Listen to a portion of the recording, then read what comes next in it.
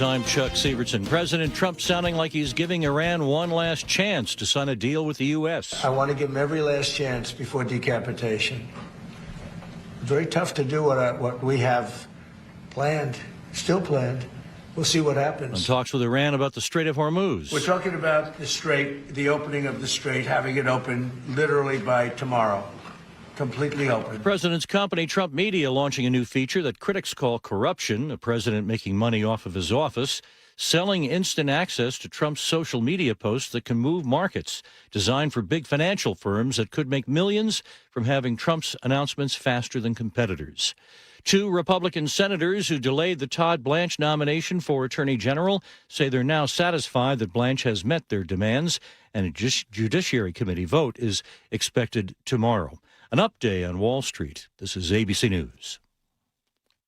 With the Dodgers completing a blockbuster trade, ESPN baseball reporter Buster Olney now expects a lockout. The owners say they want more competitive balance. I think it's more about controlling cost, but that's the reason why they're going for the salary cap. And on the players' side, the leadership is saying we will not allow a salary cap. I think, yes, a lockout of December 1st is inevitable. The question is, will we lose games next spring? It does feel like it's at risk because of the fact there's no middle ground. Drivers illegally on cell phones in their cars are getting surprised, says ABC's Wayne Cabot. A police officer in Denellen, New Jersey, has been hiding in the shrubs, blending in to catch unsuspecting drivers. The police posting on Facebook, "Did you spot our shrub today?" Police say that hiding in the weeds is way more effective than sitting behind the wheel of a patrol car. 74 tickets issued Wednesday alone. Chuck Sievertson, ABC News. Hundreds of homes gone in Spokane as crews there race to contain wildfires. The latest after Nate Connors at the traffic desk. And this is brought to you by Global Credit Union. Bellevue, we've got a couple problems on southbound 405 starting in Bellevue, just past Southeast 8th. A collision that was blocking is now on your left shoulder, but you're backed up from that point all the way to Northeast 44th near the VMAC, where we have a stall in the right lane. And this is a thick backup. Bellevue to Rentham at 40 minutes right now, about a 15-minute delay. Bellevue to Everett looking good at 50 minutes. Seattle to Everett looking great, just 40.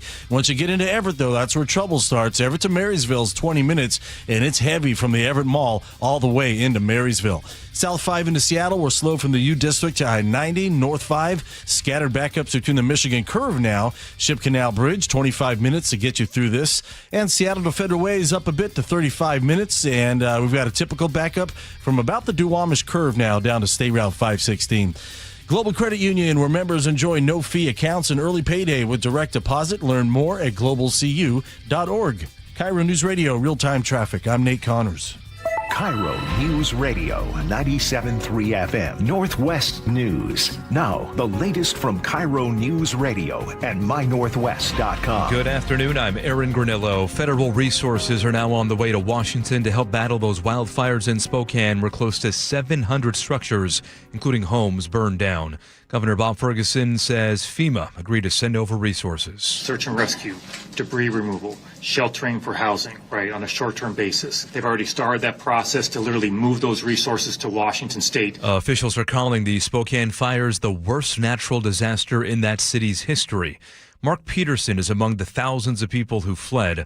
A longtime TV weatherman at KXLY, he says the flames came dangerously close to his home. Just below our hill, a mile away, that fire had moved into that area and now had moved up the hill as we were watching.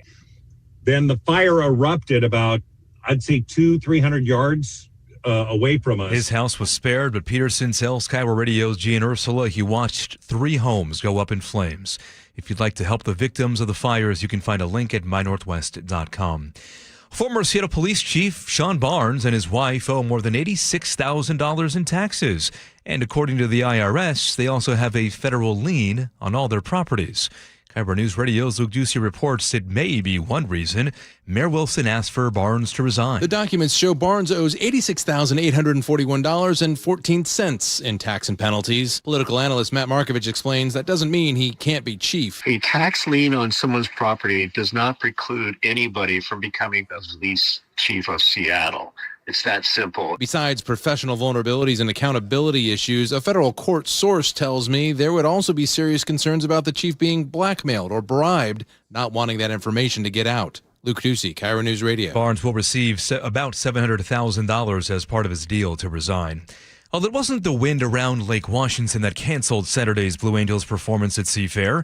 Meteorologist Ted Biener was one of the officials behind the decision to call off the show. He says planes out of SeaTac needed that airspace. So this was about having passenger flights flying south through the airspace that the Blue Angels would be using. That's a safety issue, and that is why everything was canceled. Now, normally passenger planes can circle around the air show, but Biener says that was not the case on Saturday with wind gusts around 30 miles per hour at SeaTac airports.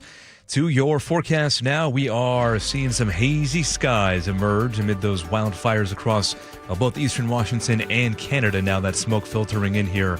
Air quality alert in effect through Wednesday afternoon. Highs in the mid-70s today, low to mid-80s the next few days. Right now, 71 degrees in downtown Seattle.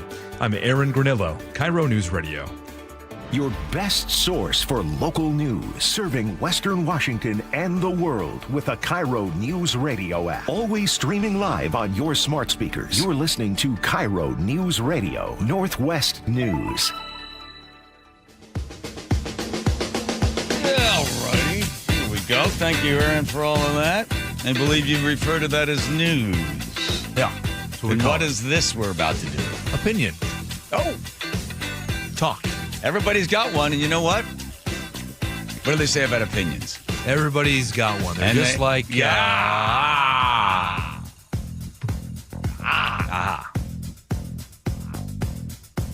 in the news. There we go. Diving in the opinion. I'm sorry. Opinion. All right. Elle's in. Joe's on vacation or wherever he is. Is he out getting high or something? It's redundant. He's not here. He's got to be his altered state of some sort. All right, everybody. Welcome back. Me welcome myself back. Muggles Casino Resort text line is always there for you. 1-888-973-5476. Elle, this is, I think, the second time you produced the show, or third time. Let's see. We got a two-pager here with a second. You get staple. You used a staple. I'm going to mark you down using one staple. You, let's see. Okay, that's good. Okay, that's good. All that was good. I had some time over the weekend to think, and I try to be a good Christian as opposed to the bad Christian. And I was thinking, I really gave old Fauci a hard time the other day when I was on the air. I thought, everybody is possible. We had a woman on who was talking about these kids that are caught up in these gangs.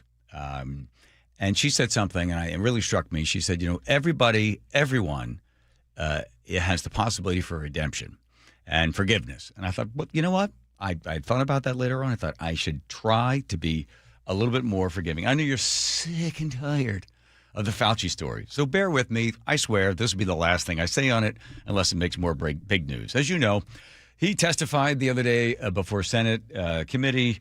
Rand Paul was in there. Fauci spoke, opening statement, basically saying Rand Paul has got a big problem with him. And then Fauci, for more than 100 times, pleaded the fifth.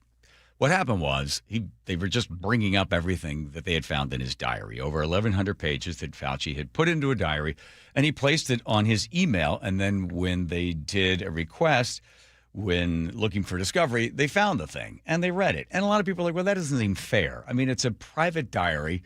Should all that stuff be made personal? For whatever reason, it wasn't private because he put it on his professional email, and that's where they were able to get it. Embarrassing? Absolutely. Totally, completely embarrassing. In fact, somebody's already decided they're making AI out of it, so they've got Fauci laying there in his bed. He's got a little diary in front of him, and they even did his Fauci voice. You want to hear some of the stuff? This is actually from the diary. Here we go. I am becoming an international celebrity. Calls from all over the world. It is not hyperbole to say that today I am the most famous and talked about person in the country. Brad Pitt plays me on Saturday Night Live. and thanks me in a very serious tone after his skit. The swag around me is getting really ridiculous. Had great call with Barbara Streisand. Press still hot and heavy about me. Petitions to vote me sexiest man alive. Major stories about my basketball career at Regis. Jeez. Yeah, it goes on. So those are actual statements from the diary. Here's Fauci graduates from Cornell, top of his class. He then gets into the government. He basically becomes an administrator. He was famous for one big thing, or a number of big ones. When AIDS hit, he said it was going to be transmitting to everyone, that it would be that family members will spread it among family members, and it's going to race through the heterosexual community more than 10%. Turned out not to be true. A lot of stuff that he pushed to say that this thing is going to become a huge problem ended up not. He got his name in more than 1,300 medical publications saying that he was the researcher on it. Some evidence that was uncovered later on found that he didn't really do it, but his name was in there. So he was always sort of just an administrator, then became the highest paid employee in the federal government. But he had a lot of power with his name and his position, but he himself really wasn't doing the actual work. That aside, here's what I think happened to Fauci. I'm quoting from Dr. Donna Rockwell, and this is where my sympathy comes. I'm going to say he was temporarily insane. And here's the study that she found. When people all of a sudden get celebrity, she says, the doctor says, that an irreversible existential alteration, much like death, gee whiz, of the old identity essentially doesn't survive intact when the interviews found with celebrities typically cycle through a recognizable phase: love/hate, addiction, acceptance, adaption. And then either they come to the terms with their fate or their fame or not. And then she points out all of these people, like, remember the story about the guy, I think he was seen on the side of the road. He was a homeless guy holding a sign, and somebody went by and said something to him, and he's like, well, thank you. And then they go, oh, my, you have an amazing voice. And then from there, all of a sudden, he became the golden voice. He was on the Today Show. He got all sorts of offers. He was doing radio spots and commercials, and he made a whole bunch of money, enough for him anyway. His name was Ted Williams. Well, then all of a sudden, he becomes instantly famous in 2011. And then they go back to check on him a couple years later, and he's back on the street, drinking, he's homeless again. And the fame went to his head. Well, I think the same thing happened with Fauci. That's the only way to explain it. All of a sudden, he was the most famous person, as he said, anywhere in the world. And as the doctor goes on to explain, that what happens is there's a pathological narcissism that can happen in adulthood with celebrities and wealth and fame, and all of it comes with it. And you have a pre-existing disorder where you already think you should be famous, and then all of a sudden you become famous, and then it completely changes you. Then you start to see anybody that has anything negative to say against you, you become hypersensitive to that. And then you just gravitate to anybody that's going to reinforce your celebrity, which is what we saw with Fauci. If you were part of the group of people saying, well, it looks like it came from a lab. Fauci hated you, said terrible things about you. If you said, well, I don't think the death fatality rate is going to be as high as what people had predicted, Fauci went after you. So anybody that seemed to be negative on Fauci, Fauci was able to try to destroy as best he possibly could, because it was going after this altered state that he was in because of all of a sudden fame that came to him. So finally, in the end, Fauci now is left with whatever he's left with his diary being out there. He's still charging anywhere between $50,000 and $100,000 for a keynote speech. I don't know if he's getting that or not. And most of the people that were sort of on his side have decided to abandon him, because now what we have found out, that one, it most likely came from a lab. Two, it was not as infectious as they said. We also learned that the vaccine was not as effective as they told us. The 6-foot rule came out of absolutely nowhere. The masks also didn't work. And everything that Fauci was saying was all conspiracy theories, or most of it anyway, turns out to be the truth. And here's the thing that frustrates me, and I still cannot find the grace to give to anyone on this. World War II cost America, this is in today's dollars, $4 trillion. COVID, well, it cost the U.S. about $6 trillion. That's just from printing money. But altogether, it could be anywhere between 30 $160 trillion to our economy, especially to the state of Washington. The state's GDP,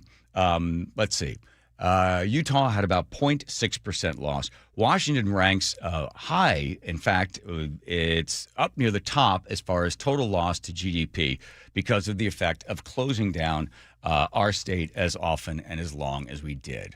Our schools were 47th in the country. We didn't open. Everybody else opened. We just were right near the bottom there. And Washington Policy Center says that 23% of the IQ was also reduced for young children in the state of Washington. Not to count the fact that our students still have not caught up, but we were closed for the longest time because Fauci and some others told us that, well, the kids can't sit 3 feet from each other and the kids need to wear masks. And we were also told that it was just safe so that nobody died from this. The governor went along with it as well. And no one has been held responsible for only the loss of life, the increased alcoholism, the suicides, and just the general damage that was done to society because we locked down, something we had never done before, not even since the great pandemic in 1917. But for some reason, we thought it was necessary to lock down. And Fauci will probably not ever be found responsible for any of the damage from his temporary insanity brought on by the love that the media gave him. So I will, as a good Catholic or Christian, try to find forgiveness and grace for somebody that all of a sudden became so famous that he wasn't thinking right. Unfortunately, no one will ever be held accountable for the lies, the deceit that followed because of COVID. And that's it. I will not say another word again. Mark my words. That's it. Done forever. All right? Unless more news comes out later on regarding this, but as it is, I'll just let it go. Because I know a lot of people write in like, "What? It was 5 years ago. It was so yesterday." I remember all the damage that was done from this. It's weird that nobody seems to want to hold anybody accountable, or very few people want to. They're just moving on to the next story. And now for some happy news. You ready? How about this? At Fenway Park in Boston. It was on Saturday, I think. And tonight we're going to do something that even Jimmy would say is crazy. Zach Brown. I'm buying every single person here a cruise for 2 people on the boat. Ursula would like this. Ursula loves cruises. This is the biggest giveaway in history, ladies and gentlemen, here tonight at Fenway Park. Yeah, the biggest cruise. So I guess they got a margarita cruise or something. It's like 36,000 people that were there. They all got a cruise because we're all in the same boat, fishing in the same hole. One way the same time goes. Money too, trying to fix the same road. I will say, wishing on the same star. Well, I mean, sort of Milton Friedman thing. I know that it's I think it's slowly bring it down. There we go. Just slow. There we go. Or produce some radio. There we go. What happens is that nothing's free. This is a gigantic publicity thing. So he's giving away a bunch of cruises for it, and it makes news. Look, it made news here. Because then, by the way, then people go online and go, "Oh, how's Margaritaville cruise work?" And you get a chance to go with everybody that went to the concert. That's right. We'll bring it back up again. There we go, Nick. Yep. There we go. That's good. And we slow it out.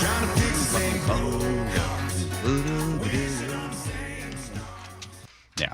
All right. Not taking anything away from Zach Brown, but it was pretty obvious that you don't just give $40 million worth of advertising or cruises away without getting something from it. I don't think he's going to be on board. I've been on 2 cruises in my life. I'm going to tell you, I God love the people that take them. I know the people love them. I know Ursula goes on them all the time.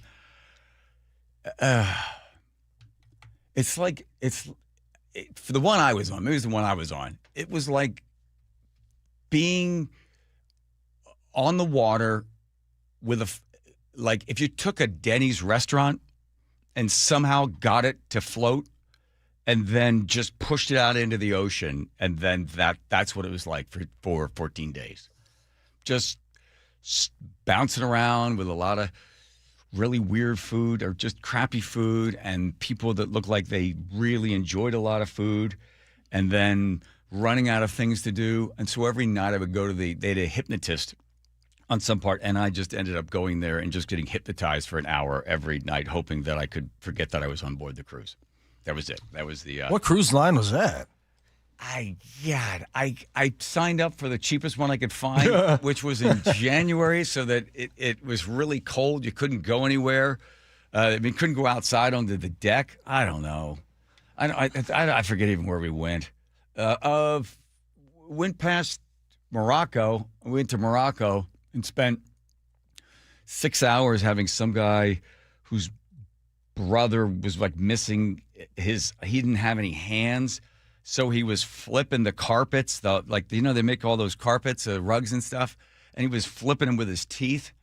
I think, this is, I got to get back on the cruise ship and get hypnotized and forget about this. You ever done the cruise there? Nate? You ever been? Yeah, I've been on a couple Princess cruises. I went one to Alaska and then one to the Caribbean. Okay, so you didn't see a guy without any hands flipping rugs that his brother made, homemade? No. I want to take that cruise, though. You get off the boat, right? You get off the boat, and they give you like 4 hours to run around and, get ripped off by these stores that they send you to, and then you're like, I got to buy something. Yeah, let's give the guy credit. That's a lot of rug to flip with your mouth, and then I didn't buy a rug, but then you go somewhere else and they take you here and there, and then the boat goes and gets you back on. You go back onto the boat again. And then you stop at the next place. My mom got off. My mom did a tour of Ireland on a bus.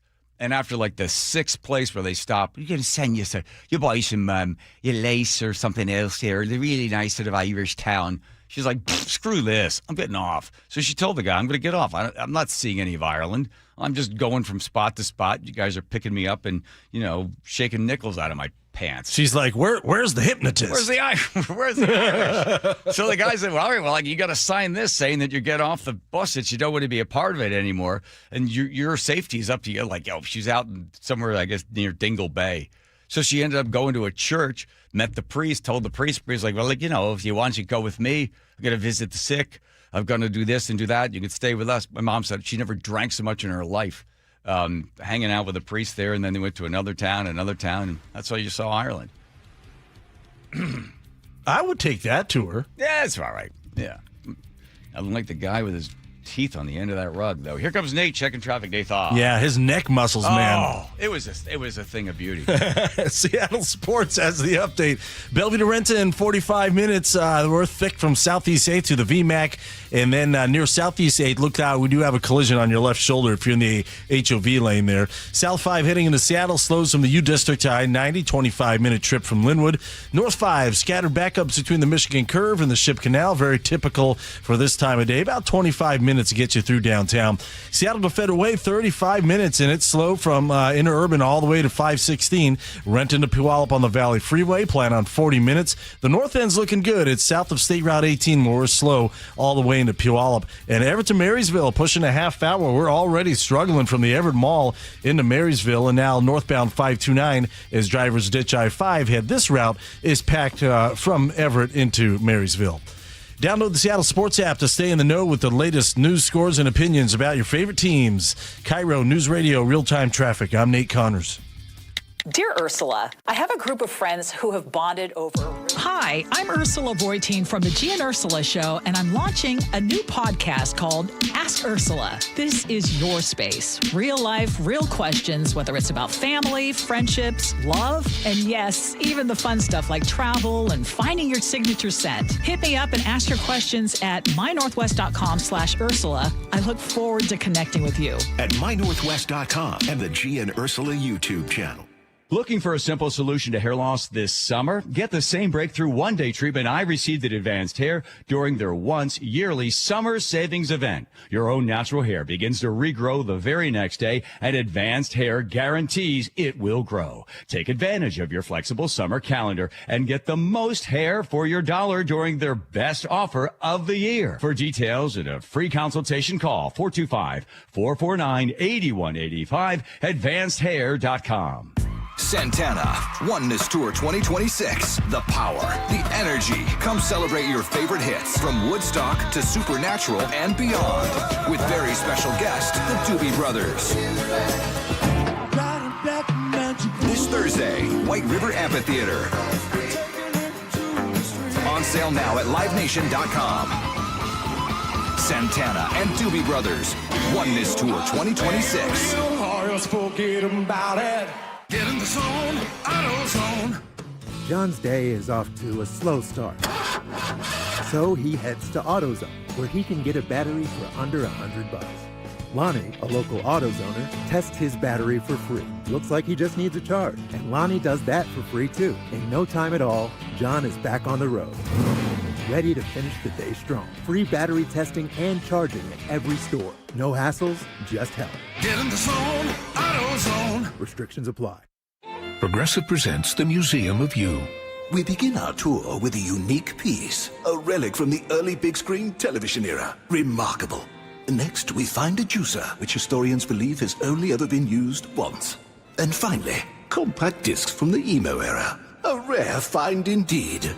Some things should be history, but until then, you could protect what's important to you and save by bundling your auto insurance with a renter's policy from Progressive. Progressive Casualty Insurance Company affiliates and other insurers. Not available in all states or situations. Hey, I know something you probably haven't done in a while. Climb into your crawl space or your attic. Yeah, me neither. Mike Salk here. And most homeowners avoid those areas for good reason. But it's important to check on them regularly, especially here in the Northwest, where groundwater can wreak havoc and many homes lack the proper insulation in these spaces. So when it's hot in the summer, your house gets even hotter. And guess what? When it's cold in the winter, your house gets even colder because you don't have enough insulation. The good news, you don't have to crawl into those dingy areas because Crawl Pros will do it. They go where you don't want to. That's what they did at my house. They found a little rodent intrusion and they found the insulation problem. So yeah, they can help you get it all fixed just like they did with me. And if you need any work done, local utility companies offer rebates that could save you thousands on your project.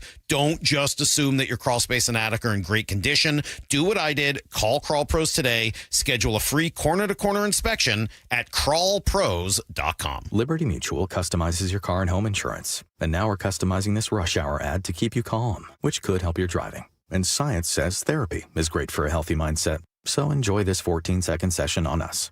I think you've done everything right and absolutely nothing wrong. In fact, anything that hasn't gone your way could probably be blamed on your father not being emotionally available because his father wasn't emotionally available, and so on. And now that you're calm and healing, you're probably driving better too. Liberty, liberty, liberty, liberty. Everywhere you look, things are getting more expensive. But at Consumer Cellular, we're lowering the price for those 50 and up. Now you can get unlimited everything for just $35 a line. That's $35 a month for unlimited talk, text, and data. Switch to the carrier ranked #1 in network coverage and customer satisfaction and get unlimited everything for just $35 a month. Call 1-888-FREEDOM or visit Consumer Cellular online or in-store today. Price includes $5 credit for auto pay and e-billing. Taxes and fees apply. Data speeds reduced after 35 gigabytes. Rankings done by 2025 ACSI survey.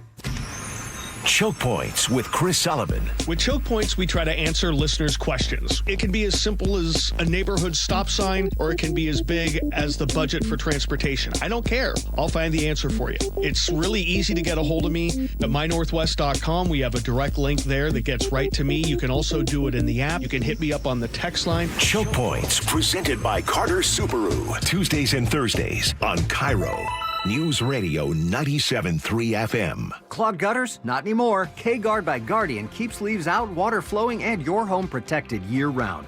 No maintenance, no rust, just lasting peace of mind. Guardian Roofing, the original Make Your Roof Last company. Visit guardianroofing.com. Clutter happens. Let Closets by Design save the day. For a limited time, get 40% off plus an additional 15% off and 18 months 0% financing on approved credit if paid in full. Go to closetsbydesign.com or call 1-800-BY-DESIGN. Not completing high school is more of a social thing than it was an academic thing. Even though all these years have passed, I still had that longing to have my diploma. At age 30, Carissa finished her high school diploma. If you're even considering getting your high school diploma, you can do it. No one gets a diploma alone. If you're thinking of finishing your high school diploma, you have help. Find free adult education classes near you at finishyourdiploma.org. That's finishyourdiploma.org. brought to you by the Dollar General Literacy Foundation and the Ad Council. Hi, I'm Terry from Sky Nursery, and our summer event season is here. We have something exciting planned for you every weekend all summer long. See thousands of beautiful flowers at the 50th Anniversary Dahlia Show. Enjoy a 2-day Ikebana exhibition on Japanese floral arranging. Join workshops on mosaics, bonsai, and even carnivorous plant terrariums. As a family-owned garden center, Sky Nursery loves partnering with local artists and makers to celebrate a vibrant creative community. See our summer schedule at skynursery.com. KIRO News Radio 97.3 FM, Northwest News. Now, the latest from KIRO News Radio and mynorthwest.com. Good afternoon, I'm Aaron Granillo. Wildfire smoke from eastern Washington and Canada has reached our region with an air quality alert now in effect. It lasts through at least Wednesday nights. Public Lands Commissioner Dave Upthegrove tells KIRO 7 TV. Wildfire smoke can be dangerous to those particularly who are elderly, who have asthma, young children, and it's one of the ways that wildfire impacts all of the state of Washington. Now, Spokane residents are in the thick of it. Hundreds of homes there burned as 3 wildfires exploded over the weekend. ABC's Alex Stone reports from Spokane. The good news is you can tell there's no wind, very different than Saturday when it was 50, 60 mile an hour winds. The humidity levels have gone up, the temperatures have come down, and the wind is gone. There is a window until about Thursday that firefighters say they have here to try to gain some containment around these flames. Right now, they don't have any containment, and they are working it. And if you'd like to help the victims of the Spokane wildfires, you can find a link at mynorthwest.com. A former Seattle mayor defending current mayor Katie Wilson in the wake of a turbulent week after that fatal shooting at the Bite of Seattle. KIRO News Radio's Luke Ducey has more from former Mayor Mike McGinn. Mayor Wilson blamed a delay informing the public about the shooting and the search for an additional shooter on the loose on miscommunication with SPD and former Chief Sean Barnes. McGinn, who managed the 2012 Cafe Racer mass shooting, says clear communication is crucial, but critics should give Wilson a break. Unless you're a mayor, you have no idea what this feels like. Nobody has to do this in their day-to-day job. McGinn said he had SPD in his office during the Cafe Racer shooting to gather and disseminate information quickly. Wilson's first press conference was delayed until 5 hours after the Bite of Seattle shooting. Luke Ducey, KIRO News Radio. Seattle event venues are calling on Mayor Wilson to turn surveillance cameras back on near some of the city's busiest gathering places. Operators of stadiums, arenas, and festivals sent a letter to the mayor. They're asking her to flip the switch back on for cameras in Pioneer Square in the Stadium District while the city review of privacy policies continues. The group referenced the Seattle Center shooting, saying it highlights the need for additional tools to help police protect crowds and investigate crimes. Now to the traffic desk at 3:32. Here's Nate Connors. Thanks, Aaron. Everett to Marysville plan on a 25-minute trip. We have a thick 10-mile backup between the Everett Mall and 528. Northbound 529 is now jam-packed between Everett and Marysville as well. Seattle to Everett looking good at just 45 minutes. That is once you get over the Ship Canal Bridge, and then you're open until you get to 145th and Shoreline. From there, it's a little crowded through Linwood, but nothing too heavy. Bellevue to Everett, 50 minutes. We're slow from Bellevue into Totem Lake. Bellevue to Renton, 40 minutes. Bumper to bumper from Mid-Bellevue to Coal Creek Parkway before things start to thin out for you. Heading into Seattle from the north end, South 5 slows from the U District to I-90. North 5 scattered backups closer to the West Seattle Bridge now to the Ship Canal Bridge. If you're heading out toward Gig Harbor, westbound 16, we're packed at 24th Street all the way up to Alachua Drive. And Tacoma to Olympia, just 40 minutes. You're all clear until you get into Lacey, where it's slow from Cabela's into downtown Olympia. KIRO News Radio real-time traffic. I'm Nate Connors. Forecast calls for smoky skies the next couple of days. Again, that air quality alert in effect through Wednesday could reach unhealthy levels in Seattle the next couple of days. Right now, 69 degrees and hazy in downtown Seattle. I'm Aaron Granillo, KIRO News Radio. Your best source for local news. You're listening to KIRO News Radio, Northwest News. Thank you, Nathan. By the way, Nate. Yes, sir. My friend Jason has an idea. He's got his pilot's license, and he's got a plane, and he wants to fly overhead. What did you say here? I want to fly overhead and help Nate. I'm going to name the plane Gonzo, the Muppet Flightless Bird. I don't know what that's supposed to mean. And he'll be your eye in the sky for traffic reports. Love it. Hire him. You're hired, Gonzo. Just like that? Sure. Okay, and how are you going to work out pay and stuff like that? Well, then, we'll figure that out. If we can get a submarine, then we've got the skies, the ground, and underwater covered. All right, I'm going to send you Jason's contact, and then you can work it out, and then talk to the powers that be. HR, yeah, we'll figure it out. We'll figure it out. Yeah, sure. Just some guy flying around an experimental aircraft with our name on the side of it. That'd be good. Yeah. Gonzo. Got it. All right. Thank you, Nate. Thank you. Oh, are we on the air? Didn't know that. Hey, welcome back, everybody. Here we go. Just up to date on some of the stories.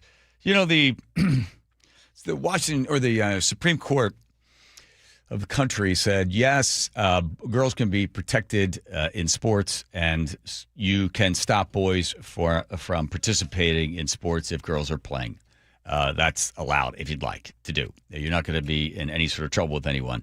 Colorado, Arizona, and Washington are going to leave it up to the voters. Of course, that's the initiative that's coming up that everybody signed. It's going to be on the ballot. They'll do the same thing in Colorado and Arizona, basically to protect girls and girls' sports. So boys playing boys' sports, girls playing girls' sports. Of course, that was the big brouhaha the last couple of days, right? When Brandy Cruz ended up going international, the story, when they were at the Storm game. And, of course, the girls that were like, hey, protect girls' sports. And then it became big stink pop. The Seattle Storm ended up having one of their minority owners having to apologize, and the Storm responded. So it is a big story, but it's like always, to me, it seems pretty simple that if you're a girl, you compete against girls. If you're a boy, you compete against boys. And this idea that it's not inclusive, no, it's not, because it's girls play against girls because the biology is understood, and boys against boys because, again, the biology. If you feel like a girl, it doesn't make you any less biologically faster, stronger, and bigger, given on average, than a girl. This shouldn't be a gigantic story, but it still continues to be. And then today, we find out that there is, I guess it was, what was this thing? When did this thing happen? Oh, the Keeler family. This is December 8th. There was a complaint filed because there was a girl who was wrestling, Kaylee Keeler. Is that her name, Kaylee Keeler? And she's wrestling. She finds out, I'm wrestling against a boy. And then, what's wrong? My mic is falling. No worries. Okay, all right. I was going to say something. Don't worry about it. So then she finds out she can wrestle against a boy because there's a certain move that you do in wrestling. The family said, my daughter was sexually assaulted because it was a boy. Didn't realize it was a boy. So I think they tried to take that one to court to sue on that. And they said, no, because occasionally that move can be used in wrestling, that's you're not going to have that case go anywhere. But what they found, the Keeler family found, is that they filed the complaint on the 8th, 2 days after the meet, and no action was taken through January. Their daughter stopped wrestling after that. Then the police were finally notified after Brandy Cruz broke the story and contacted the district, and then I guess the media exposure broke the whole thing open. Here's the problem. The law says as soon as a parent or somebody reports a sexual assault has occurred on campus, you've got 48 hours to then alert authority. They didn't. So Smith and Collins, in the administration of the school there in Puyallup, didn't tell anybody for, 53 days. And that's a violation of the law. That's a misdemeanor. And they haven't had any contact. They haven't said anything about it, just other than the fact that now it looks like they're in a little bit of trouble. Here's some of the interview from the 16-year-old wrestler. It was just my last match of the tournament, so it was already pretty late, and I was pretty tired. I was wrestling for third place, and then the match was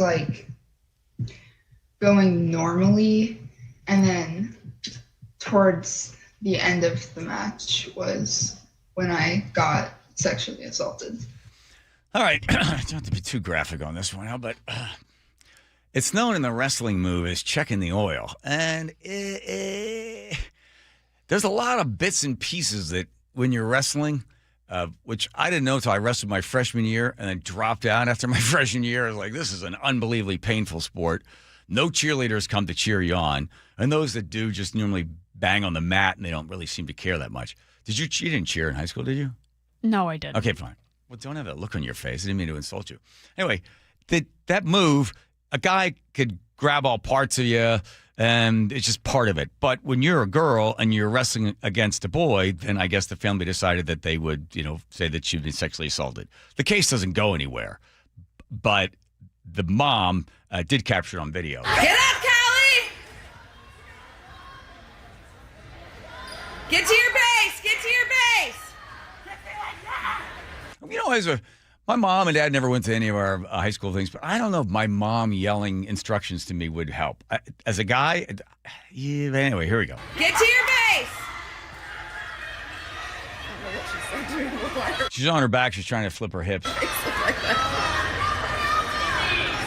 And she looks over at her mom with this quizzical look like, yikes, that felt really weird. So here's the case as it is. Now the Puyallup School District will have to determine what they want to do with Mr. Smith and Mr. Collins because there's a misdemeanor charge.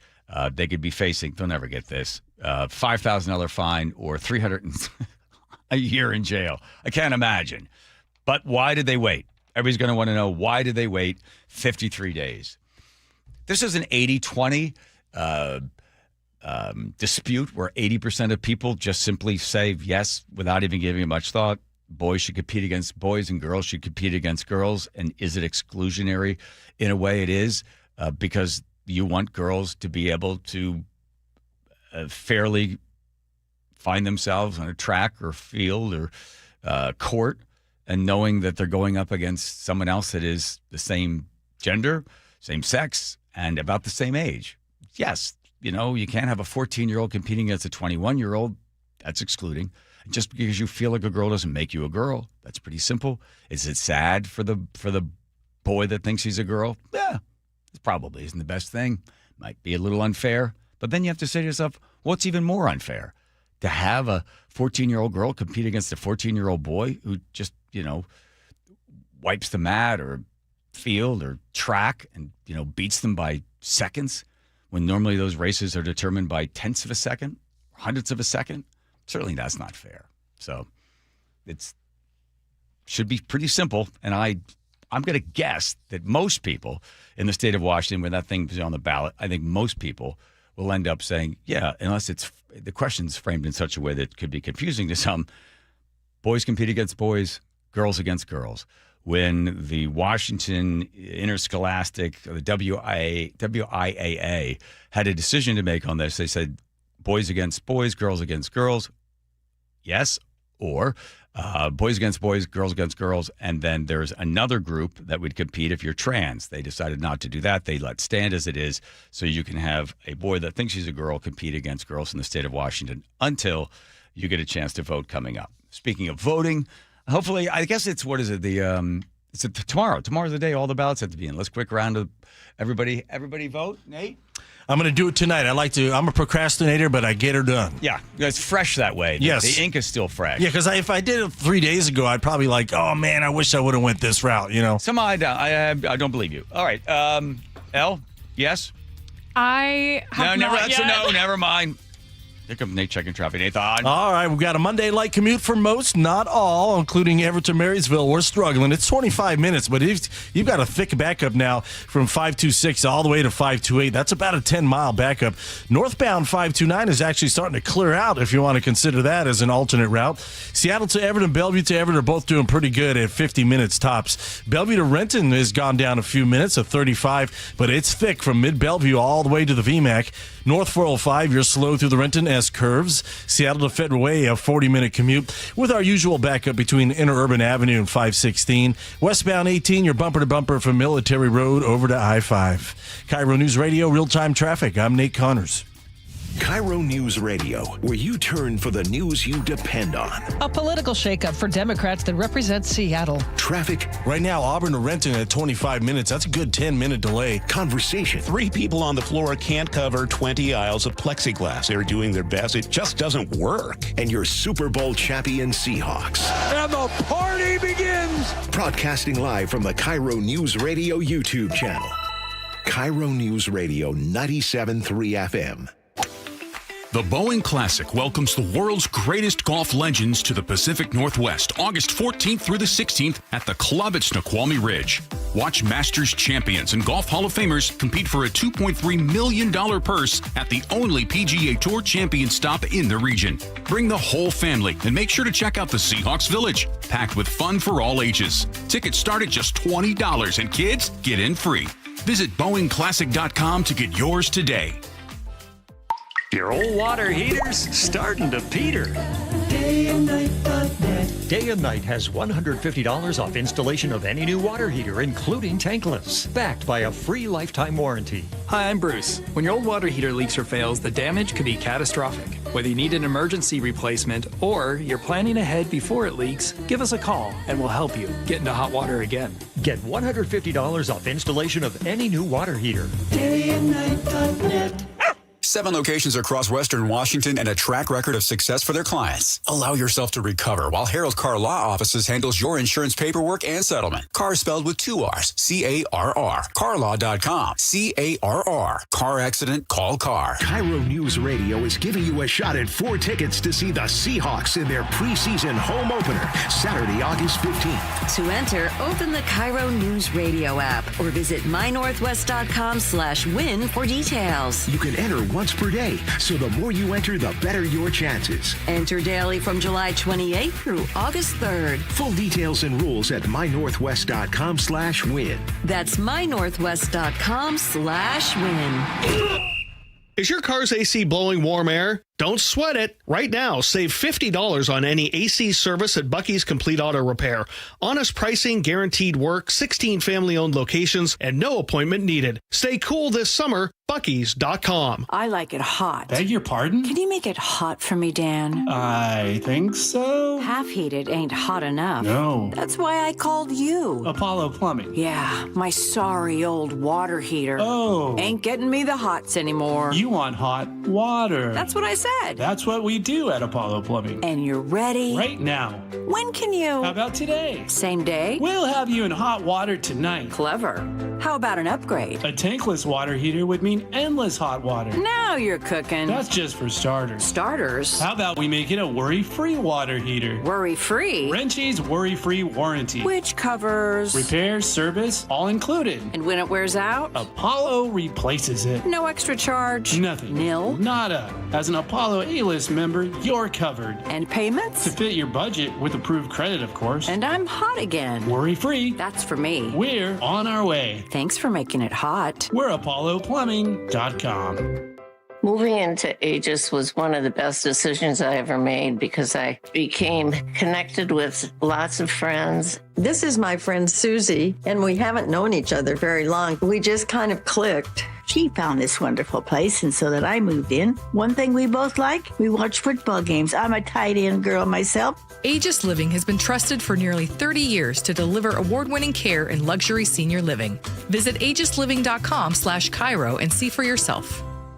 Golden Crest Metals helps investors understand how physical gold and silver can be held inside qualified retirement accounts without pressure or confusion. Our team brings decades of experience in precious metals and retirement planning with a focus on clear education, straightforward pricing, and a process designed to put clients first. Why do investors choose Golden Crest Metals? Experience, transparency, and a client-first approach. Tune into The Gold Show with Kenny Michaels every Saturday at 1 p.m. On BritBox, your next hidden gem is right around the corner. If you're going to be bold, here is the place to do it.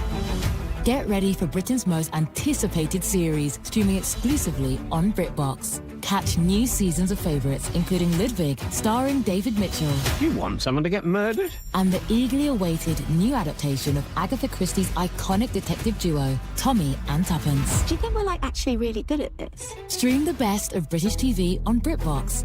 Watch with a free trial. When you see this in your kitchen, the stainless steel fridge is covered in fingerprints. You hear this. Leslie, people are going to think you were raised in a barn or by wolves, or raised in a barn by wolves. Fortunately, Wyman Stainless Steel 3-in-1 cleans, shines, and protects to give you the best shine. A spray and a wipe will have your fridge shining like a mirror. Wow, my fridge looks brand new. Your fridge looks amazing, Leslie. Sorry, I was being a little dramatic earlier. Your kitchen says a lot about you. Let it brag with Wyman. Our local tax expert and advocate Greg Nunn understands the pressure that comes from owing money to the IRS. Don't let that pressure build. Call None Better Tax Resolution. From stress to success with IRS Solutions. Google NUNN. None Better Tax Resolution. Oh, it was on this day. God. 1996. I'm going to say I asked Nate this. Nate, don't look it up. And who's running the board? Is that Nathan in there? That's Nathan. Okay. Oh, Nate, yeah. I'll get two Nates in there. Okay. Nate in there still? Yeah. Oh, yeah. I'm always here. 1996, August 3rd. This song hits the chart, and it's there for how many days, Elle? Or how many weeks? 60 weeks. It's on the charts. It's on the charts for 60 weeks. Yes. Anybody got it? Oh, I thought you were going to give us a snippet. No. You don't need a snippet. On the charts for it becomes a song that everybody dances. Even Hillary Clinton dances it at the Democratic Convention in 1996. It's like the wedding song dance. Oh, I know what it is. What is it? Well, I can't. I'm saying. Oh, it's the Macarena.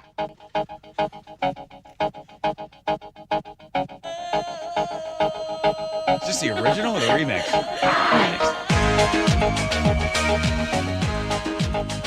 100 weeks on the chart, or 60 weeks on the chart.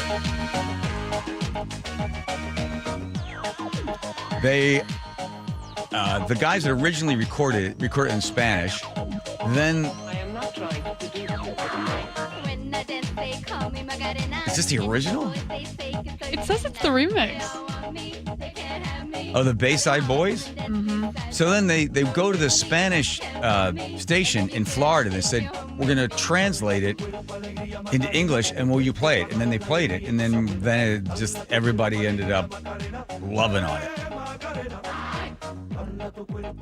I think the most upsetting thing I ever saw was my dad do it.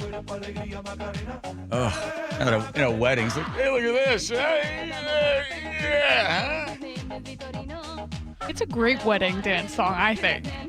Everyone knows it. Oh, my At least it's not the hokey pokey. You should give up your whatever hot girl card or whatever else you got over there. Can't take it away from me. By the way, could you pick the worst rendition of it? That was the first one that pops up. It's got to be the biggest one. I guess so. So August 3rd, 1996, it hits the charts, and then everybody's dancing to it. Inspired by the flamenco dancer. You got this from ChatGPT. Danica Patrick? What she has to do? What? I have no idea who it is, but that's what it said. That is wrong. That's wrong. Are you sure? She's the race car driver. Well? This is AI? Yeah, you get this from AI. Come on. So she has nothing to do with the song. Maybe they loved her. No. See, this is your problem. And this is where we're doing the story about people cheating in AI. Yeah, the same sort of thing. Later. You don't bother checking it? Here's the thing. When AI spits something out, you have to always write back, are you sure? And then it'll say, oh, I'm sorry. You're right. I don't know where I got that from. Danica Patrick has nothing to do with the Macarena. Good catch. And you're like, yeah. I don't know how many gallons of water you had to burn through to tell me that Danica Patrick was involved in the Macarena. She was a race car driver, and then she ended up doing a bunch of ads, and people said that she was difficult to work with. You don't know who she is? I've never heard of her. Oh, well, you need to listen to radio more often or something. Sorry about that, Nate. Didn't mean to drag both of you guys through. That's all right. Here comes Nate checking traffic. Okay, Nathan, all right. Yes, sir. Global Credit Union has the update. Hey, light volumes across the region for most of you. Tacoma to Olympia being one. It's just a 40-minute commute. You got a little slowing through South Tacoma, a little more in DuPont, and then a little more as you head into downtown Olympia. Up north, though, is where we're struggling. Everett Marysville is our hot spot this afternoon, taking you almost a half hour. You've got a 10-mile thick backup between 526 and 528. Again, northbound 529, a great alternate route. It's only gets jam-packed about halfway into Marysville. Bellevue to Renton on 405 is a 35-minute trip. It is thick from Bellevue, mid-Bellevue down to the VMAC. North 405, you're going to slow through the Renton S-curves. The Valley Freeway looking okay. In fact, Renton to Puyallup, just a 40-minute drive. Seattle to Federal Way, 40 minutes. And again, westbound 18 heading into Federal Way, it is bumper to bumper from Military Road over to I-5. Global Credit Union, where members enjoy no-fee accounts and early payday with direct deposit. Learn more at globalcu.org. KIRO News Radio, real-time traffic. I'm Nate Connors. Choke Points with Chris Sullivan. With Choke Points, we try to answer listeners' questions. It can be as simple as a neighborhood stop sign, or it can be as big as the budget for transportation. I don't care. I'll find the answer for you. It's really easy to get a hold of me at mynorthwest.com. We have a direct link there that gets right to me. You can also do it in the app. You can hit me up on the text line. Choke Points, presented by Carter Subaru. Tuesdays and Thursdays on KIRO News Radio 97.3 FM. What if you could have the most reliable fiber-powered Wi-Fi? And get this, what if you could keep it at the same price for 5 years guaranteed? Now through August 24th, new Xfinity customers can get our best price on gig Wi-Fi this summer before it disappears. Just $50 a month for 5 years. No annual contracts, no hidden fees, and our best equipment included. Plus, get online in minutes with same-day Wi-Fi. It's Wi-Fi that finds and fixes problems before you even notice them. Like super intelligent Wi-Fi with a sixth sense. Plus, it keeps you protected from online threats. And get Peacock Premium included for 2 years. Lock in your price and unlock the possibilities. Get it now at Xfinity.com. Xfinity. Imagine that. Restrictions apply. Requires paperless billing and autopay with stored bank account. Taxes and fees extra. Speeds vary. Use of fiber coaxial cable. Learn more at Xfinity.com/same-day Wi-Fi. George Thorogood and the Destroyers, the baddest show on earth, with the Robert Cray Band. August 6th, the Tulalip Amphitheater. Don't get tickets on sale now at Tulalip and Quilcena One Club Desks or Ticketmaster. This is Justin Shirley, CEO of State Roofing and Exteriors. Our summertime savings event means 0 down, 0 payments, and 0 interest for up to 24 months, backed by our unbeatable warranties. Call 866-ROOF-ROOF or visit stateroofing.com today. To protect her home and family in a disaster, Karen was willing to wade through water, mud, and insurance paperwork. Yeah, I can do this. You go, Karen! By simply understanding and updating what her insurance covers and doesn't cover now, she'll be better prepared no matter when disaster strikes. Learn other simple ways to protect your home and family before a natural disaster at ready.gov. That's ready.gov. A message from FEMA and the Ad Council. Hey, it's Jason Rantz. If your air conditioner is barely hanging on, CM Heating has one of the best offers I've heard this summer. Right now, you can get any size high-efficiency AC system for just $179.99 a month with 0 upfront cost. And here's the game changer. CM Heating's Comfort as a Service program includes lifetime repairs, annual maintenance, and even filters at no additional charge ever. Go to cmheating.com and schedule your free estimate online today. License number CMHEAHL 751LW. We all know a cancer diagnosis is physically and emotionally draining, but it can be financially draining too. That's why Northwest Hope and Healing is here to help. I'm Dr. Suzette Miranda, a plastic surgeon who is proud to be part of Northwest Hope and Healing's mission. We provide a lifeline for breast and gynecologic cancer patients. We cover essentials like food, utilities, and childcare so patients can focus on healing. Since the year 2000, we have distributed over $3 million in direct financial assistance to thousands of local cancer patients. And you can make a direct impact. Mark your calendar for Life in Color, a summer brunch, auction, and fashion show on August 23rd at the Somme Hotel and Spa in Woodinville. It's an unforgettable afternoon of hope and inspiration, celebrating local cancer survivors. Get your tickets now for Life in Color on August 23rd. Go to nwhopeandhealing.org to learn more. That's nwhopeandhealing.org. Dear Ursula, I have a group of friends who have bonded over... Hi, I'm Ursula Voitin from the G and Ursula Show, and I'm launching a new podcast called Ask Ursula. This is your space. Real life, real questions, whether it's about family, friendships, love, and yes, even the fun stuff like travel and finding your signature scent. Hit me up and ask your questions at mynorthwest.com/Ursula. I look forward to connecting with you. At mynorthwest.com and the G and Ursula YouTube channel. A riddle brought to you by Progressive Insurance. What do your home and auto have in common? Progressive protects them both. It was an easy riddle. Learn more at progressive.com. Man, I love this place. I've been surfing here since I was a kid. Now, seeing my grandson out on the water, it means everything to me. Watching him and taking in the blue waves, the sea breeze, the blurry horizon. If you have geographic atrophy, or GA, subtle changes in vision could mean it's progressing toward irreversible vision loss. Izervay is proven to slow GA progression and could help preserve your vision for longer, so you may keep seeing the world around you. Izervay, or avacincaptad pegol, is an eye injection. Don't take it if you have an infection or active swelling in or around your eye. Izervay can cause eye infection, retinal detachment, or increased risk of wet AMD. Izervay may cause blood in the white of the eye, blurred vision, or a temporary increase in eye pressure. Do not drive or use machinery until vision has recovered after an eye injection or exam. Ask your retina specialist how you can slow your GA with Izervay. To learn more, call 1-855-IZERVAY or go to izervay.com. Paid for by Astellas Pharma. KIRO FM and HD1 Tacoma, Seattle. ABC News, I'm Chuck Severson. Help from Mother Nature for crews battling wildfires in and around Spokane, Washington, where homes have burned down and there's zero containment. The wind has died down and humidity is up. In Spokane, ABC's Alex Stone says the fires melted water and gas lines. All of the gas lines were on fire, home after home after home, just spewing a big stream of fire. They have since shut off the gas, but the water lines are still open here, and the water is still coming out in many of these homes. No fire deaths reported. President Trump giving Iran an ultimatum to sign a deal with the U.S. I want to give them every last chance before decapitation.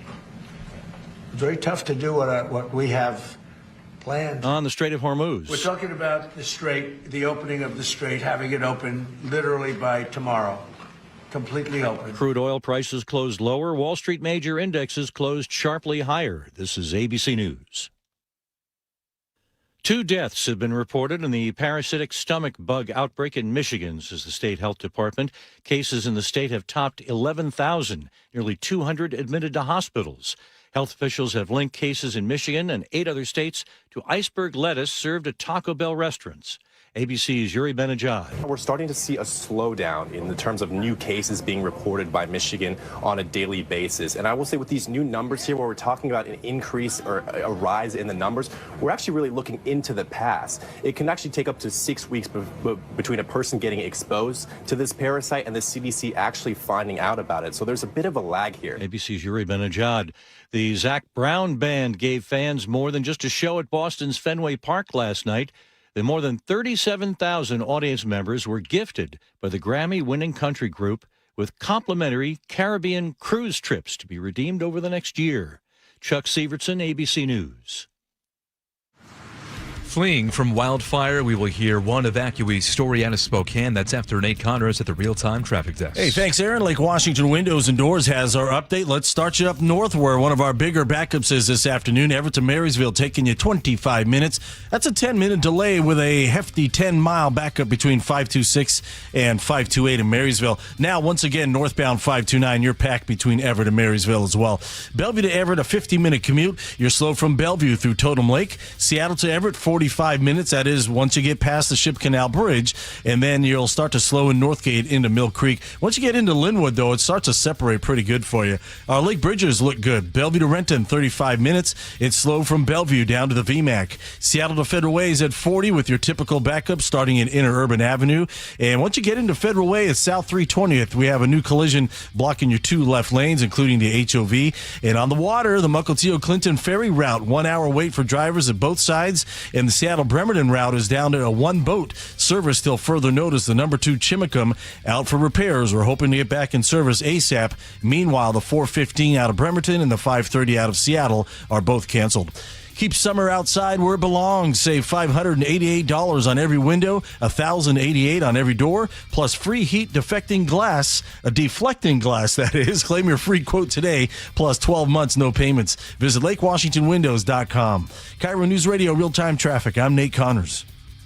KIRO News Radio 97.3 FM Northwest News. Now, the latest from KIRO News Radio and MyNorthwest.com. Good afternoon. I'm Aaron Granillo. A veteran weatherman in Spokane says he witnessed several homes in his own neighborhood burn down. KXLY's Mark Peterson among the thousands of residents who evacuated as 3 wildfires exploded. And there was a lot of terror because it's loud, it's hot, and you see that fire overtaking homes and these huge pine trees that go up and almost explode as they get that intense heat. He tells KIRO Radio's Gian Ursula crews stopped the fire before it reached his home. KIRO News Radio's Luke Ducey says more than 60,000 people have now been evacuated. Close to 700 structures have been destroyed, including hundreds of homes. Residents across Spokane are being told to evacuate now. Public Lands Commissioner Dave Upthegrove. We've brought significant assets to bear, both rotor and fixed-wing aircraft, engines, dozers, hand crews. We have more than 900 individuals among the different agencies. Hundreds of firefighters, including crews from California and Australia, are up against extremely dry conditions and high winds, leaving 60,000 people wondering if their homes will survive. Luke Ducey, KIRO News Radio. One of the people who made the call to cancel the Blue Angels on Saturday is defending that decision. Ted Beener is the official seafarer meteorologist. He says the wind around Lake Washington was not the main reason the Blue Angels stayed grounded. This had everything to do with the winds at SeaTac Airport. And the winds that afternoon were 15 gusts to 30 miles per hour out of the south. And Beener says that meant passenger planes needed to use the Blue Angels airspace to safely land at SeaTac. Seattle Mariners make just one move on MLB trade deadline day. They acquired veteran outfielder Taylor Ward from the Baltimore Orioles. Instant reaction from 710 Seattle sports host Mike Sonk. Look, I like Taylor Ward. He's a good player. He's a good player. He's going to walk. He's going to get on base. If you put him near the bottom of the lineup, are you then getting more runners on base for Cole Young and for Randy and for the guys at the top? Ems gave up a bullpen arm and 2 minor league pitchers to get Ward. Their other big trade came over the weekend when they dealt Luis Castillo, pitcher, to the Chicago White Sox. Now to your forecasts. We see hazy skies beginning to emerge across western Washington. Going to be worse the next couple of days. Weather Service says it could reach unhealthy levels in terms of air quality for Seattle tomorrow and again on Wednesday. That air quality alert's in effect through Wednesday at 5 o'clock. Right now, 70 degrees in downtown Seattle. I'm Aaron Granillo, KIRO News Radio. Your best source for local news, serving Western Washington and the world with a KIRO Newsradio app. Always streaming live on your smart speakers. You're listening to KIRO News Radio, Northwest News.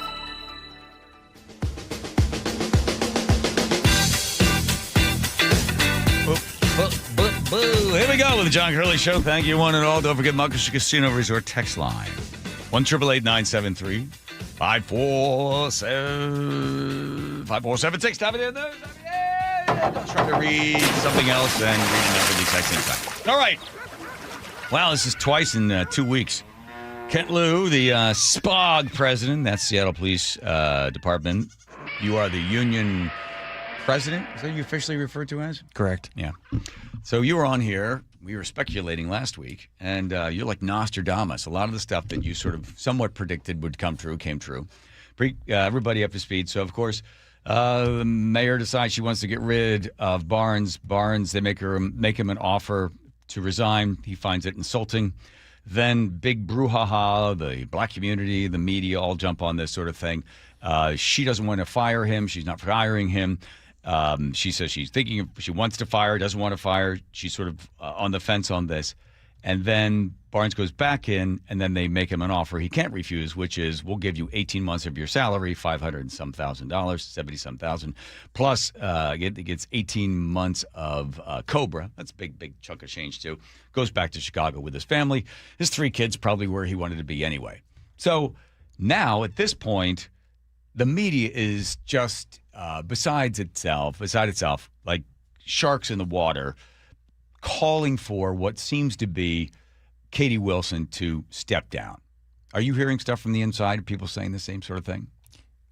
I don't know about the inside, but I think that that's exactly what's happening. I mean, I think that the problem is going to be for her is that the city council now is going to team up. I think she essentially becomes, what does she get past? Right? Is the city council going to do anything for her? And I don't know that those relationships have been worked on.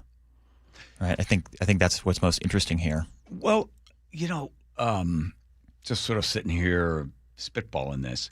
The way it normally works is you spend 2 years on the planning commission going to boring meetings talking about water rights or something, or driveways. and then you run for office, and maybe you lose the first time. Then you become a city council member, and then you do city council for who knows how long, and then you decide you're going to become a mayor, right? Then you run for mayor. So you got all the coattails that come with you. You got your fans, you got your detractors, but you know who they are. But you have kind of a coalition of people that are coming with you, right? She parachutes in from nowhere as far as all these, seasoned politicians are concerned. And now they've got the media finally awaken, and the blood's in the water, and now they're all taking giant shots at her. Do you ever read Old Man in the Sea by Hemingway? He catches this giant fish, and he's bringing it back, and the sharks start to come at night, and they take chunks and chunks and chunks until he's left with nothing by the time he gets to shore. Katie Wilson right now is that marlin hooked to the side of the boat, and the media and everyone else is taking chunks out of her. And the question is she able to survive for another 3 years? That's a long time to get eaten at, right? I think, day to day that starts to add up. Right? You get done with your day and you go home and you think, at some point you need some successful days, right? You need some wins. Mm-hmm. And I think the problem that perhaps, and I'm speculating, that the council sees and kind of the city in general, and one of my biggest concerns, right, is business flight. Yeah. And, if you're not incentivizing, so like you said, you run for this position, you get this position, but you don't have the prep work done ahead of time, right, to get the committee people and know who's who.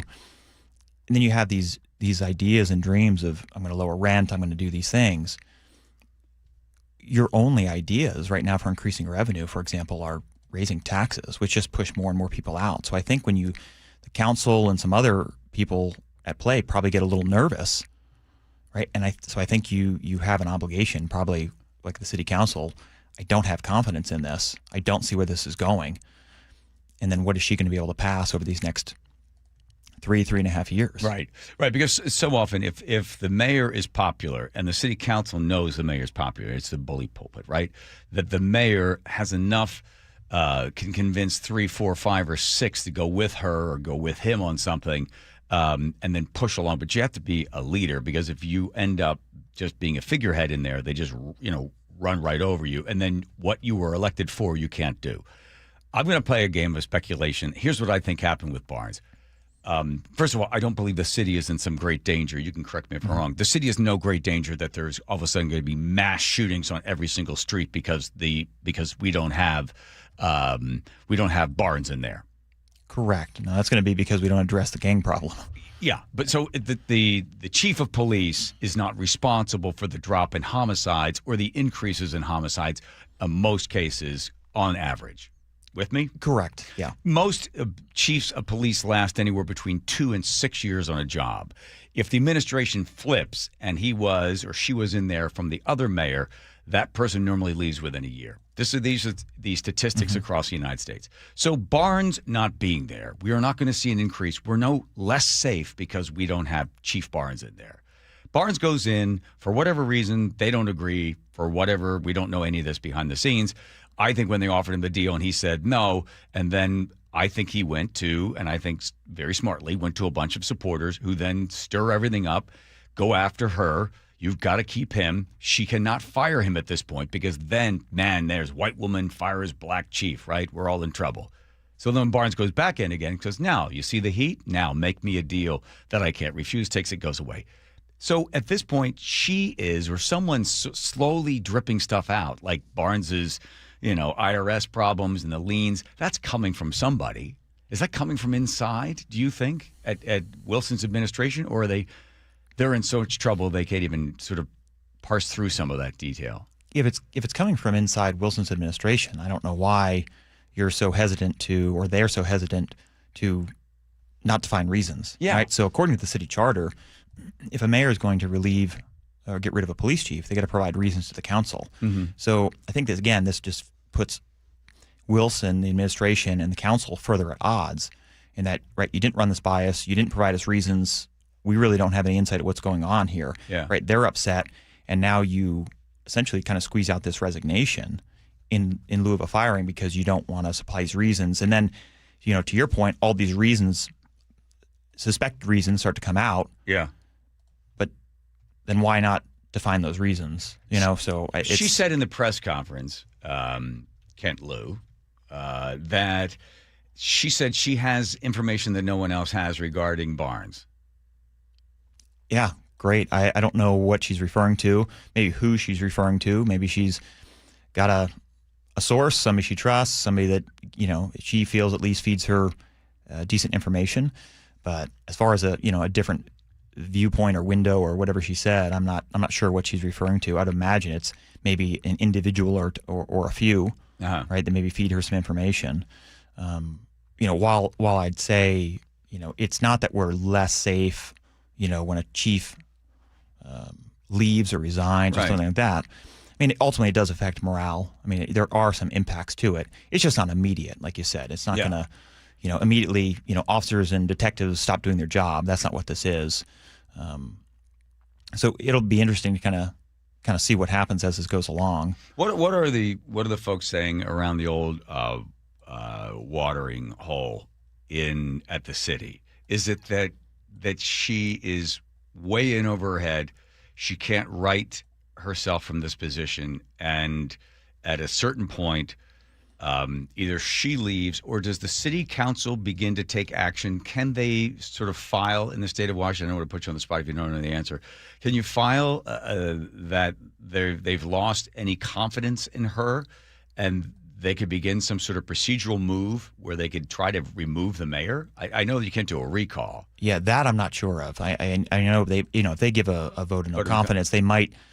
I'm not sure if that has actual implication other than more just kind of being a public statement. Right. I don't think you can overturn the voters' voice by the city council. Right, because she's equally elected by the people just like they were, right? So I don't know, in Washington State, I'm not actually sure of that, of if that vote of no confidence or something has that kind of implication for it. Because I don't know that you could really overrun the will of the people and the votes. I'm probably the only person in the media that's like, look, first of all, I don't think the Barnes, the fact that the press conference happened at 11 o'clock, all right, that a dignitary is supposed to be there. All right, you poor choice of words, whatever. That's not any reason for everybody to get all upset. That Barnes was not there for the press conference doesn't make one bit of difference for what happened. That he came in later on, who cares? That he's traveled 50 times or something going back to Chicago, I believe that was probably a deal that he cut with Bruce Harreld prior to her coming in there. And I don't think you put something like that in the contract. You can't say, you're going to allow me to travel. I can be your own way. Just like, look, he's going to go somewhere. He went to a bunch of conventions. The reasons people go to these conventions, it's networking. He's always been a networker. He's always going for the big fish, and that's Chicago. I would imagine he's a caring, loving dad who wants to be there with his kids. Why wouldn't he want to be back in Chicago? So he jumped around from city to city, moved from job to job, found a gigantic job here, paying more than $360,000 a year. He can go in there and still can go back to Chicago with his old deal that I think he had with Bruce Harreld. He comes in with Katie Wilson. We don't know what happens behind the scenes. We don't know if she has a problem with him traveling. Obviously, that's a hot spot for him because we saw him yell at that reporter regarding that. So we don't know the things behind the scenes. But everybody's jumping in with that sort of stuff. I think at some point, the news cycle must move through this to the next. Either she has to have some great announcement that redirects attention. If not, this stink is on her for a while. You manage and you speak for more than 1,000 police officers. So can you extend any grace to her or any advice? Well, I think look at that face. Well, I think look at that face. Too bad we're doing radio, everybody. Well, I think what happened this week, right? So you saw the press conference. Yes. Again, maybe a big deal, maybe not, but the press lashed onto it. Then you have an uptick in Barnes and all that happened. Yeah. And in my opinion, like last week, I think that was a distraction the mayor's office probably welcomed in that it took the spotlight off of her. Yes. Then the whole thing, Barnes, he resigns, all that happens, and you have this uptick with Barnes and then this lull. And now I think that you satisfied this, all the attention now stays on Wilson. Right? I think it all goes back to her. I think for her now, I mean, if I'm speculating, I think it's you got to start making some friends. You got to start figuring that part out. Have you ever sat down and spoken with her? I did briefly just before I took office here. I saw her Friday. We spoke a little bit. at the press conference there with the announcement of interim chief sales. So I'm building those relationships back. So I had some contact with the mayor's office on Thursday, Wednesday night, things like that. So trying to put that relationship back. Yeah. Kent Lou from Spog, are you a pretty good judge of character? I like to think so. Okay. So what do you think of her character? I think she means well, but I do think that it's a big leap to go become the mayor of a city with almost 800,000 people, a $9 billion budget, without a huge resume behind you. Mm-hmm. I think that, in that sense, it's going to be extremely overwhelming. So I don't know if it's people surrounding her. I don't know if she not listening, or are the right people not around her? I don't know. Does she have any friends in the inside that you know of? Because that's what you want to do. It's somebody that's respected in the political community to come forward and say, look, I have all the faith in the world in her. And then hope to God she doesn't fail miserably in front of everybody. Yeah, that I don't know. I mean, I don't know her circle in that respect. But yeah, I think she's at a crossroads right now, with the media, with the council, things like that. Right. Again, they're taking their flesh. Right. So there she is. She's tied to the side of the boat, going back to Hemingway's great work of art. Yeah, so then you're going to have somebody like Kettle going after her because they're also setting themselves up because they want to run for mayor. Plus, also, if there's enough blood in the water, and she does end up, which historically speaking, I looked how many times the mayor ever jumps out, unless something really terrible happens, like Rob Ford in Toronto, crack cocaine, Kilpatrick in Detroit, he ended up having obstruction of justice. I mean, you really got to do something pretty terrible. San Diego mayor ends up with sexual harassment. There's a bunch of things you could do, but like just simply being incompetent, stepping down on that one, you would have to pull the old spend more time with my family and pursue other interests, or mentally it's just too much for me and I just can't do it anymore, or we're having personal problems, put it under that, and then nobody asks any questions and away she goes. So I think these others are lining up, knowing if she does end up stepping down, then I guess they would have an interim mayor would be in place, the deputy mayor, I assume, and then at some point they would have to have another election or something. I believe it goes to the president of the council. Oh, president of council. I believe that's so. a good. Okay, so. That's a pecking order, right? And then they're in there until because when Ed Murray stepped down, it went to Tim Burgess. That's right. He was the president of the council. Okay, you're right. Yeah. So as this thing still continues to unfold, what should we be looking for next? Is there anything else from your new chief of police or temporary chief of police from Sales? Is he saying anything, or is anybody else working on any other news story other than Katie Wilson not doing the best at press conferences? Still new for our interim chief of police, but I'm hopeful for that. I'm supportive of that. He's, I've worked with him a little bit now.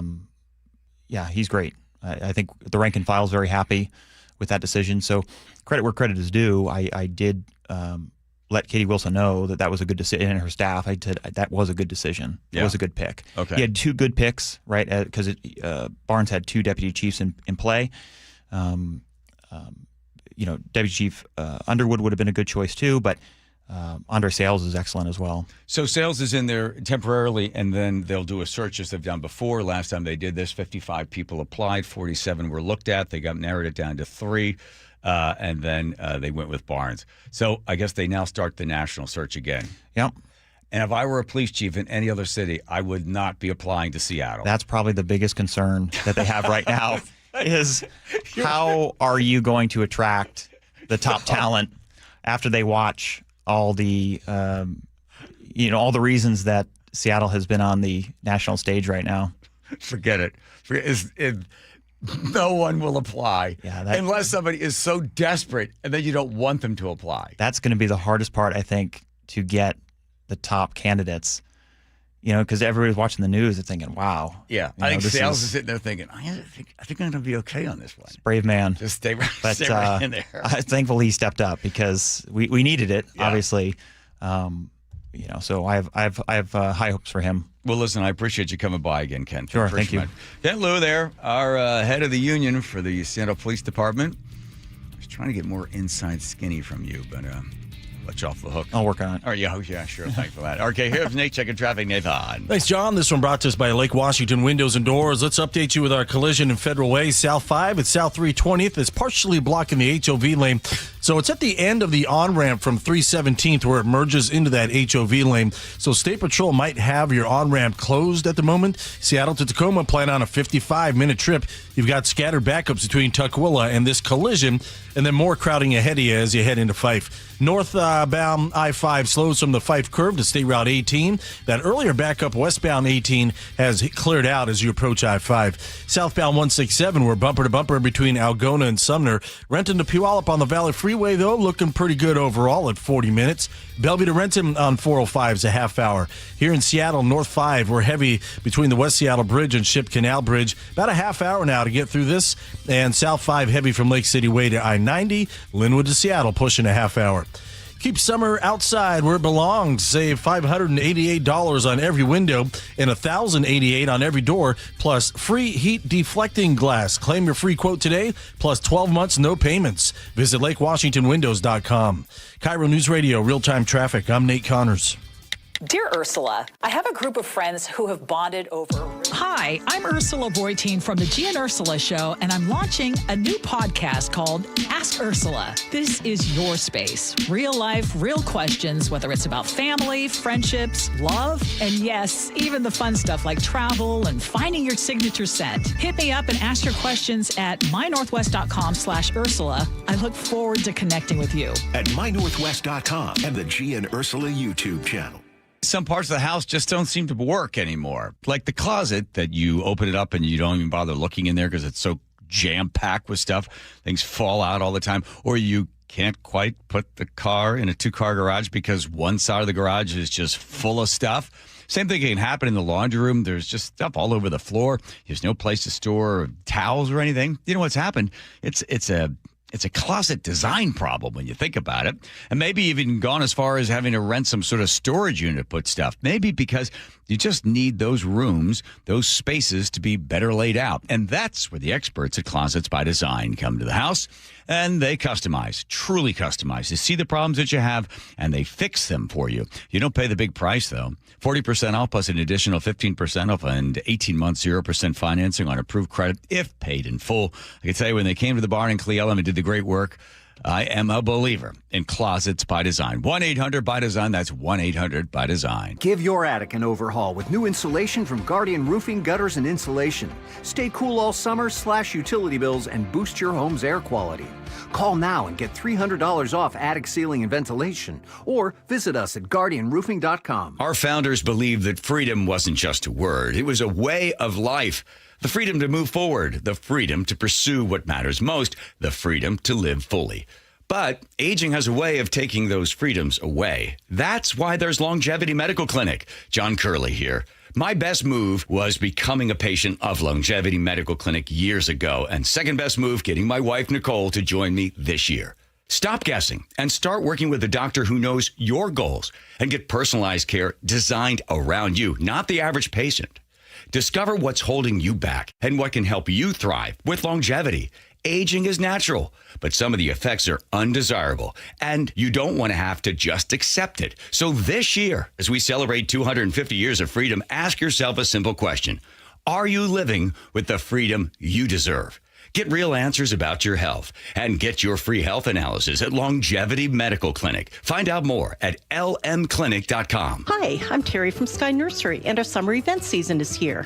We have something exciting planned for you every weekend all summer long. See thousands of beautiful flowers at the 50th Anniversary Dahlia Show. Enjoy a 2-day Ikebana exhibition on Japanese floral arranging. Join workshops on mosaics, bonsai, and even carnivorous plant terrariums. As a family-owned garden center, Sky Nursery loves partnering with local artists and makers to celebrate a vibrant creative community. See our summer schedule at skynursery.com. Guys, did you know your testosterone level impacts your energy, libido, sleep, weight, hair loss, mood, and even ED? And right now, Revive Men's Health Seattle will check your testosterone for free. They've helped thousands of men since 2011 feel and perform better. They're so confident they can help you, they even guarantee it. Schedule your free testosterone test, exam, and consultation today. Call 206-529-1111. That's 206-529-1111. Or visit ReviveMen'sHealth.com. Hey, how's your money situation? Are you ready for retirement? Well, if you want to know what the pros are doing to make wealth multiply and retire like royalty, then you need to listen to this show, Sound Path Through Retirement, with Ben Koval and Matt Leibarger. Get your money right and tune in every weekend, Saturdays at 10 a.m. and noon on KIRO Newsradio 97.3 FM. Eric Johnson here. I covered a lot of accidents over the past 30 years or so, but I never got to say much about what to do after a crash. Be honest, do you know what evidence to collect, what pictures to take, what documents to request, or what you shouldn't say to your insurance company? The Washington Accident Book Series is a must-have for drivers who want to be prepared for whatever the roads throw at them. Know your rights and how to avoid common mistakes after an accident by getting your free copy at WashingtonAccidentBooks.com. 1-877 Cars for Kids. KARS Cars for Kids. Ready to get rid of that old car? Donate it to Cars for Kids. Call 877 Cars for Kids to reach a friendly live agent. Donation is super easy, and your car can be picked up as soon as tomorrow. Call us now or go to carsforkids.org. 1-877 Cars for Kids. Donate your car today. Did you know you can donate real estate too?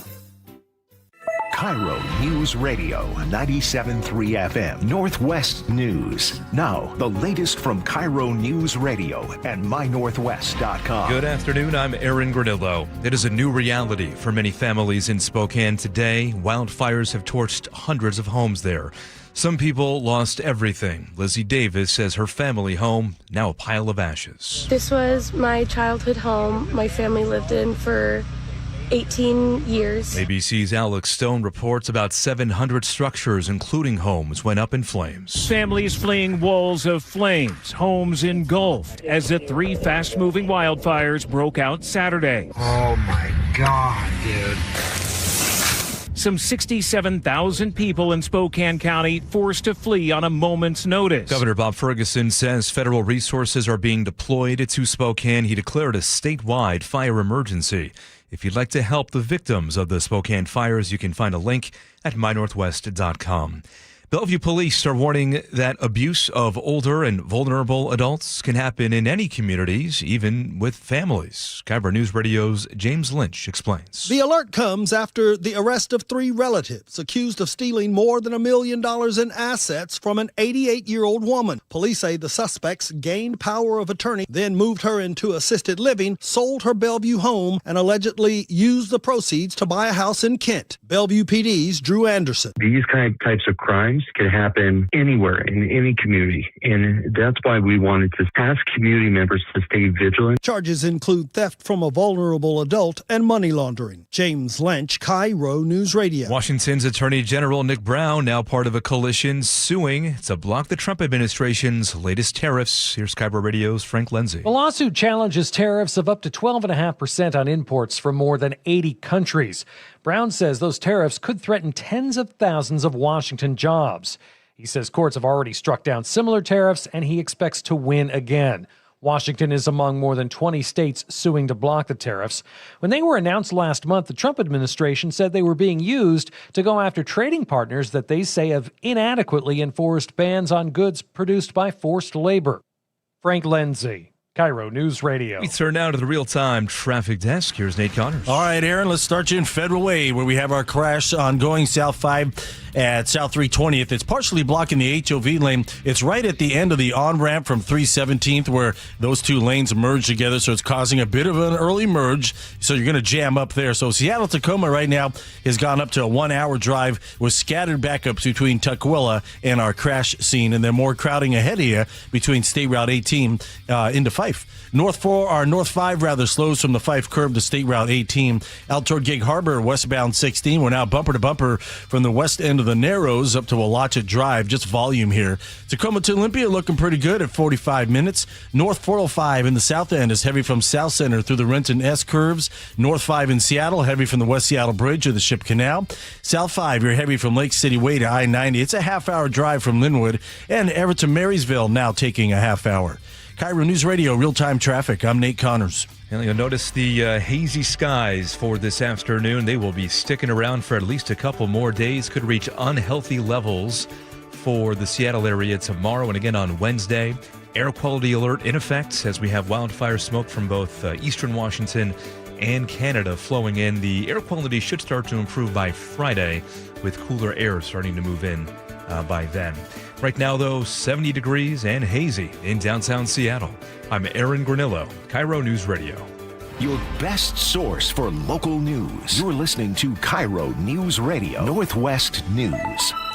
It starts on your street, in your home, with a problem you're struggling to solve. That's where KIRO 7 Investigates comes in. They show up. They ask hard questions and get you answers. When your story is seen, change isn't just possible, it's already happening. Watch KIRO 7 News weeknights 5 to 6:30 p.m. and at KIRO7.com/investigates. Thank you, Nate. Well said, well read. Bucky's Auto Service Centers. Bucky's Auto Service Center. 16 locations, been around for 51 years. Take the car to Bucky's.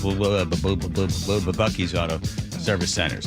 Boy, I never thought I'd read so much about a log boom before. I'll bring everybody up to speed. So King 5 reports that the log boom, that's where the boats pay a certain amount of money in order to be able to have the best view of the Blue Angels going by on Seafair. King 5 reports. The high winds also moved one of Seafair's log booms. What's that, you ask? That's where boats tie up to anchor barriers to watch the hydroplane races or the air show. A viewer sent us this video of the boom seeming to move down Lake Washington. Seafair could only confirm that the boom had an issue during the winds. They say tech went out and fixed the boom, but moved all impacted boats to other locations. Yes, and then you go online under log boom or hashtag boomgate or something like that. People were upset because Seafair decided they were going to go kind of green. They wanted to get rid of the big log, and they put a big PVC pipe in there. So in order to be able to, I guess, save the planet or something. And then people are blasting away at Seafair, trying allegedly to charge boaters for the mooring. Okay, so then somebody writes, I get that you're frustrated and you want to stir up rebellion. The old log boom that was used at Seafair, also opening day, is gone. By the way, it broke multiple times. Good events, good people have come up with solutions. So go ahead and throw yourself. You don't like the log boom. Okay, so like this guy right here, was he actually on the log boom when it broke? He was, and he's like taking a video of himself and like the people drifting, and they're all very upset. Very upset. Did you cut out all of his curse words? I think I did. Let's pray. Well, here we go. 38 seconds. Elle, did you get all of the F-bombs? We over here at Seafair right now. The log boom thing just broke. So something exploded underwater and popped. All the log booms are coming apart. Something exploded underwater? You hear a pop? That would scare me so bad. All right, hang on there. All 80 boats just drifted the wrong way. We're deflating all the floaties, and everyone's bringing all the shit in. Hey, that wasn't so good. That was good. No, L, the whole word. You can't just get like the S, cut out the vowel, and then put the T at the end of the thing. What? I thought I got it. Nate, did you get it? Did you punch it out? No, I didn't get the audio. Not you. The other Nate. I didn't dump it, no. Yeah. Everyone's bringing everything back in. She says, police don't know what's going on like usual. Y'all don't make the laws plastic. Yeah, they're upset. So I think Seafair refunded the money for the people that weren't able to enjoy when the log flume. Just Saturday ended up being a bust. The winds were really high, plus the smoke. The Blue Angels weren't able to fly. They did finally go. I guess they go up on Sunday. Yeah, we were delayed. I heard it, yeah. I was trying to fly out of Santa Rosa, and we were delayed by like an hour and a half because the Blue Angels, and they had locked off that area. And some people were complaining in the plane. I'm like, I don't care. I mean, I'm such a Blue Angels fan. I was like, I'll sit here on the plane and get my $45 free food voucher with Alaska Airlines as long as those people in Seattle can enjoy the Blue Angels. And they flew around. I guess no one had any trouble. I saw that Charlie Harker did a monologue on it about, what was he saying? Oh, I'm sorry. I guess we should all apologize for having too much adrenaline and testosterone or something to that effect. Did you watch? Me, I did not, unfortunately. I heard it though. What I was saying is like I forgot that they were doing it, and then all of a sudden I was at my friend's apartment, which is close to Lake Washington, like that area, and it just like huge loud noise right over our heads, and we're like, I was terrified for a second. I was just like, I don't know. I thought for sure you being the kind of the Randy cat that you are, you'd be down there looking for one of those Blue Angel pilots. I'm not into pilots. I don't like being in the air. What about if he is Australian? Well, then maybe. But only if he's a doctor on the side. It's got to be like a combo. You want him to be a pilot but not fly much. Yes. But then also be Australian and then also be a doctor. All right. Well, all the good things. Good luck in your celibacy. Thank you. Having flown once with them and Captain Anderson, by the way, Nate and Elle, they give you when you do fly. Did they do that again this year? They didn't do that. Did they fly any quote unquote local talent or anybody? Yeah, I forget who. One of the TV reporters went up. Oh, did they? Yeah. And then they always pass out. Here's what they used to do. They used to fly into a town, and then the guy that's flying the media doesn't want to be flying the media. He wants to fly with the rest of the Blues, but his job is to fly with the media. So he comes in, he flies the weatherman, and then in the first 30 seconds they make you pass out. And then I think they were like doing that for themselves. Like, how fast can you get the weather girl to just like lose her lunch? Then what I had heard from one of the Blue Angels was then they would fly into town, and the thing was, see how long you can keep the person in the seat and not have them, get sick. Like complete all 9 maneuvers, and you'll get credit for it. Because what they want to do is they don't want to fly with the media. They want to fly with the other guys. And they're always moving the one person out, the other person, the media guy, then after a certain number of flights goes up, and now he's flying with the rest of the Blues.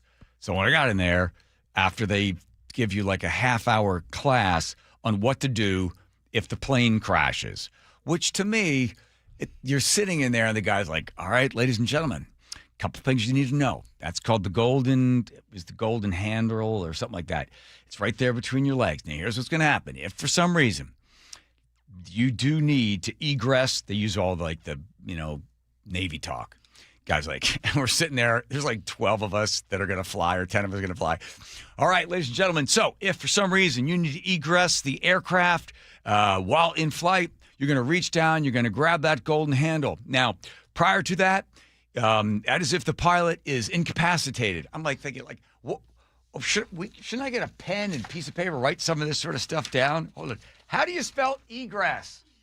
So then he goes on to explain that here's what you'll hear the pilot say, that if you have to leave the jet, then he'll say something like, I forget the term that they're going to use, but they're going to pull the handle and the canopy is going to blow off the top of the thing and off you're going to go. The guy explained to us that your seat is a rocket ship, and you pull that handle, or the pilot will pull the handle. You got to pull it as well. Your seat shoots up into the air with burning hot rockets under your ass. And you go 300, I didn't write it down, 300 feet in the air as the jet egresses into the water. There's that word again. And you are now up in the air. And as you're coming down, your parachute will open up. This is all automatic. Don't worry about this. Your parachute open up, and most likely you're going to be coming down in the water. And when you come into the water, you have a 5-point harness on. You need to wrench your right arm along and then unhook the 5-point harness because the seat itself weighs like 400 pounds. And you also have the canopy of the parachute over your head. So you're going to try to unhook yourself from the 400-pound seat and then get out from underneath the parachute in order to then pull the inflatable aircraft or vest around your neck to keep you above the water. I'm thinking to myself, if this plane crashes, you think for 1 minute I'm going to remember any of this stuff? And I've got a rocket ship shooting my ass into space, and I'm going to remember to unhook a whole bunch of stuff? And you don't give us a pen and paper to write it down? Write it on your hand. Yeah. I'm just thinking, if all of that happened, suddenly it's all going to come back to you. Safe and sound for everybody flying. And record shows, I didn't throw up, but I did give up early. Gave up on the last 4 maneuvers.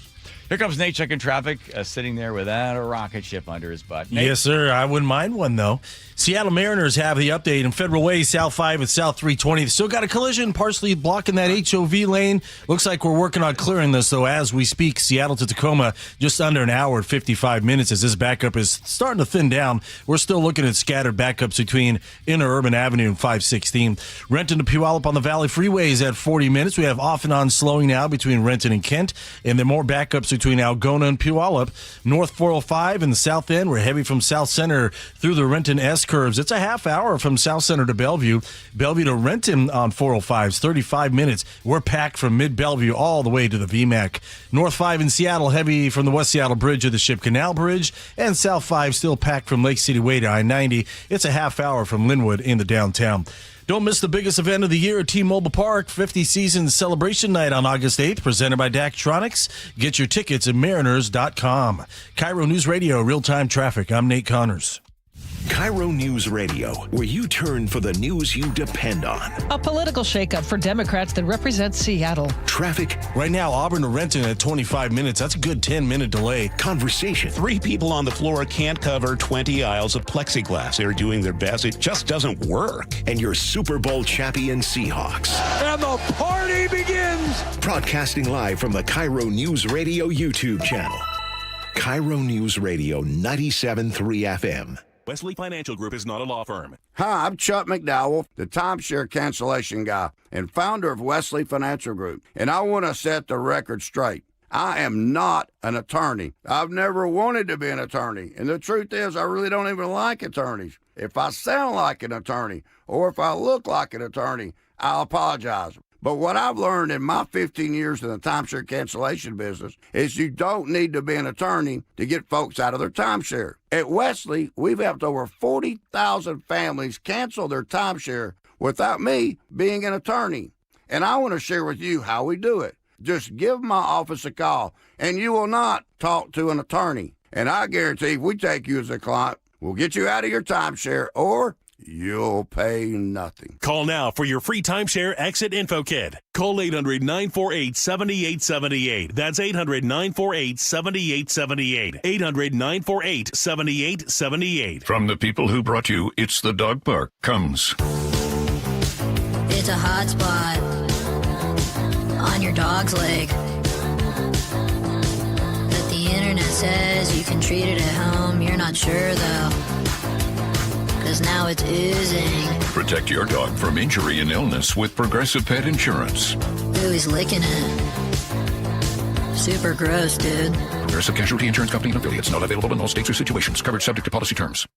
This is the story of the one. As a maintenance engineer at a beverage manufacturing plant, he starts his day knowing every line is ready to run because Grainger delivers the industrial-grade products he needs to keep mixers, conveyors, and packaging equipment moving. With Grainger's vast selection of bearings, belts, and motors, he keeps operations running smoothly, so nothing grinds to a halt. Call 1-800-GRAINGER, click Grainger.com, or just stop by. Grainger, for the ones who get it done. You know, I used to think all money managers were the same until I spoke with Fisher Investments. Really? How different are they? Fisher's investment counselors are dedicated to service, not sales, keeping clients up to date on their portfolio. Well, they probably just invest in a bunch of mutual funds like I do. Nope. They build a tailored portfolio based on their clients' personal goals, helping them stay on track for a comfortable retirement. Well, they must make commissions selling products. Actually, Fisher doesn't sell any commission-based products. They're a fiduciary, and they believe that's a conflict. Then they have some kind of complex fee structure. Nope. Fisher has a simple, transparent fee that's a percentage of their client's portfolio. So they do better when their clients do better. It sounds like Fisher really is different. Couldn't have said it better myself. Fisher Investments. Clearly different wealth management. Learn more at fisherinvestments.com/different. Investing in securities involves the risk of loss. At Guardian Roofing, Gutters, and Insulation, we know the key to a long-lasting roof is yearly maintenance. Need an inspection, repair, restoration, moss removal, or just a cleanup? You can trust Guardian's licensed, insured, and expertly trained team. We offer free estimates, second opinions, and financing, giving you the peace of mind your home deserves. Call today. Our first-time customers can save $99 on our award-winning roof repair and cleaning service. Visit us at guardianroofing.com. There's a sink at the brink and a drain that's a pain. DayandNight.net. Slow drain? Backed up toilet? Call Day and Night to save $100 off any drain cleaning. Hi, I'm Bruce with Day and Night Plumbing and Heating. From a slow drain to a major backup, no drain is too big or too small.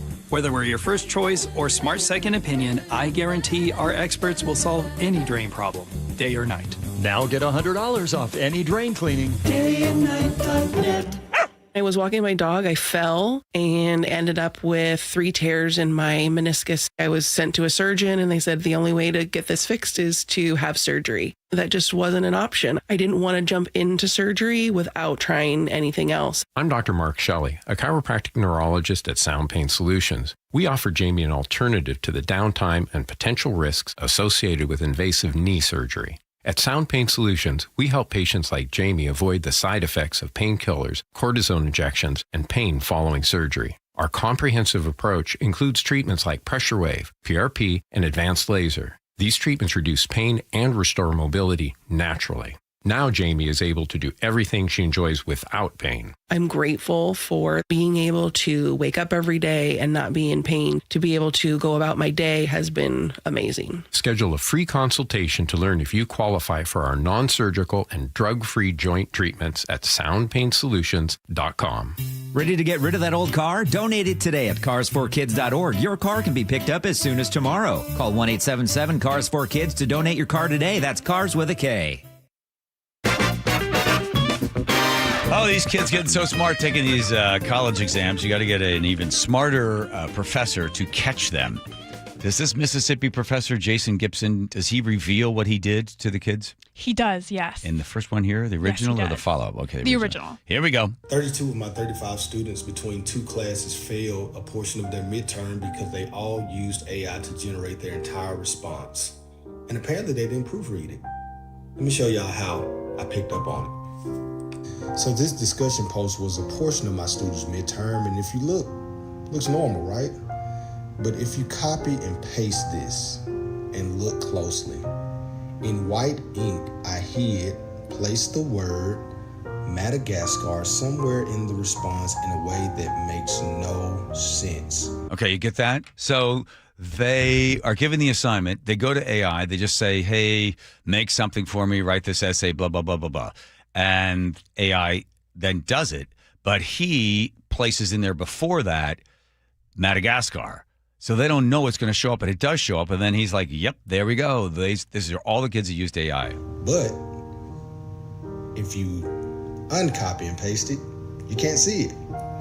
So if Madagascar was somewhere in my student's response in a way that did not make sense, I knew that they copied and pasted the entire thing and just threw it in AI, and oh my God. Is he playing the piano while he's speaking, or is that just in the background? He's just good at editing. You would be amazed at the bizarre usage of the word Madagascar that I saw in these students' assignments. First and foremost, Madagascar has nothing to do with the Industrial Revolution. Second, yeah, that's good. It was more than obvious that they didn't even go back and reread these responses. Why bothering to reread it? You didn't even write it. So yeah, 32 out of 35 students failed a portion of their midterm, and that's how. So students, if you're going to use AI to generate the entire response, at least reread it. At least try to ensure that it makes a little bit of sense. By the way, congratulations to the 3 or 2, whatever it was, that didn't. How about those guys? Academic summer session is officially over and final grades are due today. Many of you have been following as I posted a video about 2 weeks ago where I discussed how 32 of 35 of my students failed a portion of their midterm due to what I believe to be complete AI generation. Well, let's see how many and if those students recovered. Oh, good. Oh, it's a cliffhanger. So, as it pertains to final grades, the outcome was as follows. I have, of 35 students, of course, 8 A's, 14 B's, 10 C's, 2 D's, and only 1 F. Oh, man. Love and memory for the one student that didn't make it out of United States history. How do you get 8 A's when all the kids cheated?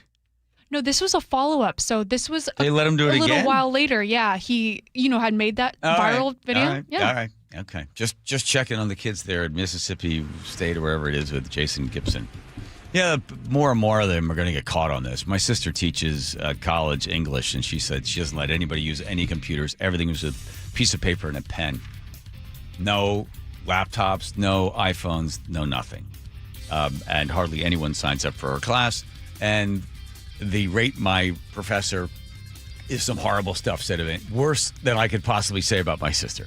Here comes Nate checking traffic. Nate. All right, up in Alderwood, North 405 at Damson Road, a collision's blocking all lanes. Traffic squeezing by on the right, far right shoulder, and you're backed up bumper to bumper into Bothell right now. Bellevue to Linwood, 45 minutes, a 15-minute delay. In comparison, Seattle to Linwood, only 20 minutes. That is once you get over the Ship Canal Bridge. It is crowded from 145th and Shoreline up to 164th and Mill Creek, but you're close to the speed limit here. Everett to Marysville, 35 minutes, a 20-minute delay. You're solid from 526 all the way to 88th near the Tulalip Resort Casino, and southbound on Nisqually Road there in Nisqually, we're bumper to bumper leaving I-5 to the Nisqually River due to road work, about a 3-mile backup here. KIRO News Radio, real-time traffic. I'm Nate Connors. The Boeing Classic welcomes the world's greatest golf legends to the Pacific Northwest, August 14th through the 16th at the club at Snoqualmie Ridge.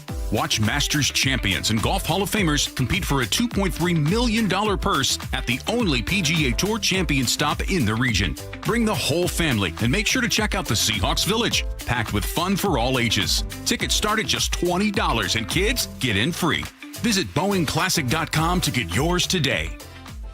Hey, you know Earthwise Salvage in Soto? That really cool place with all the amazing doors, windows, and other treasure? Great news! They just opened a brand new location nearby. The Salvage Lumber Warehouse is ready to serve as a central resource for contractors, builders, home DIYers, and hobbyist woodworkers, providing access to cleaned, de-nailed lumber ready for reuse, flooring, beams, siding, mantles, live edge slabs, and so much more. All harvested from structures, not forests. Visit EWSalvage.com. Not all roofs are created equal, and not all warranties are either.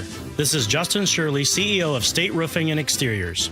Right now, take advantage of free lifetime Golden Pledge warranties on all GAF shingle installations and save up to $3,000 or choose 0 down, 0 payments, and 0 interest up to 24 months. Summertime savings won't last forever. Protect your home with a roof you can count on for decades. Call 866-ROOF-ROOF or visit stateroofing.com today. Held to a higher standard since 1968. Did you know that nearly half the homes in Western Washington are not properly insulated or not insulated at all? That may be the reason why your home is way too hot in the summer and way too cold in the winter. It may also be the reason that your energy bills are sky high.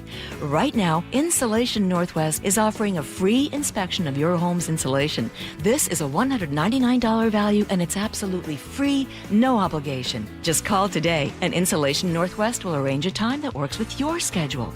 We'll perform a thorough exam of your home's insulation and give you the advice you need to start saving thousands. Everyone who calls today will also receive a free infrared screening of your home using the latest technology. This will help reveal any hidden flaws in your home's protective energy blanket. What do you have to lose? It only takes about an hour and it's absolutely free. Call Insulation Northwest today, the real insulation company. InsulationNorthwest.com. Golden Crest Metals helps investors understand how physical gold and silver can be held inside qualified retirement accounts without pressure or confusion. Our team brings decades of experience in precious metals and retirement planning with a focus on clear education, straightforward pricing, and a process designed to put clients first. Why do investors choose Golden Crest Metals? Experience, transparency, and a client-first approach. Tune into The Gold Show with Kenny Michaels every Saturday at 1 p.m.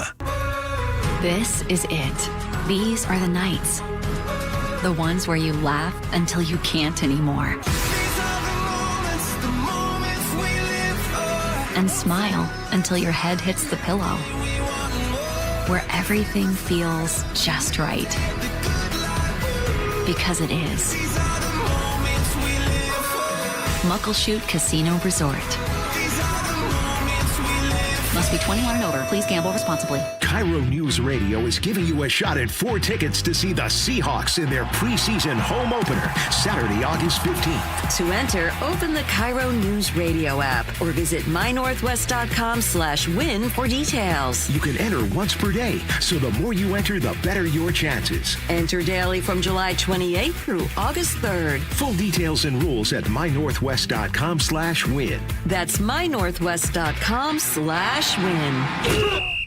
Best Mortgage is proud to be the longest-running mortgage company on KIRO Radio. For 34 years, they've been giving honest advice you can trust as your VA loan and reverse mortgage experts and debt consolidation specialists, too. Just web search Best Mortgage. Choke Points with Chris Sullivan. With Choke Points, we try to answer listeners' questions. It can be as simple as a neighborhood stop sign, or it can be as big as the budget for transportation. I don't care. I'll find the answer for you. It's really easy to get a hold of me at mynorthwest.com. We have a direct link there that gets right to me. You can also do it in the app. You can hit me up on the text line. Choke Points, presented by Carter Subaru. Tuesdays and Thursdays on KIRO News Radio 97.3 FM. Your best source for local news. KIRO News Radio. KIRO FM and HD1. Tacoma, Seattle. Northwest News. ABC News, I'm Stephanie Officer.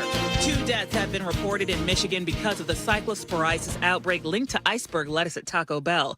ABC's Yuri Benajad. We're starting to see a slowdown in the terms of new cases being reported by Michigan on a daily basis. And I will say with these new numbers here, where we're talking about an increase or a rise in the numbers, we're actually really looking into the past. It can actually take up to 6 weeks between a person getting exposed to this parasite and the CDC actually finding out about it. So there's a bit of a lag here. President Donald Trump today said U.S. Attorney Jeanine Pirro, quote, choked and, quote, folded like an umbrella in dropping charges against a former Olympian accused of vandalizing the Lincoln Memorial reflecting pool. When asked about it earlier at the White House during an unrelated event, Trump ducked questions about whether he would fire Pirro, a longtime ally. The president saying he is disappointed by her finding the damage was caused by shoddy construction, not vandalism. This is ABC News. With back-to-school season right around the corner, experts are offering parents some tips on how to reset your child's sleep schedule. Health experts say it's important to remain consistent with those earlier wake-up times through the weekend. Parents should also focus on good sleep habits. Experts say getting morning light can help jumpstart a child's brain for the day, something as simple as going outside or turning on lights. And parents should watch for signs their children aren't getting enough sleep. And of course, as with everything, experts say parents should try and model good behavior by getting enough sleep themselves. Rena Roy, ABC News, New York.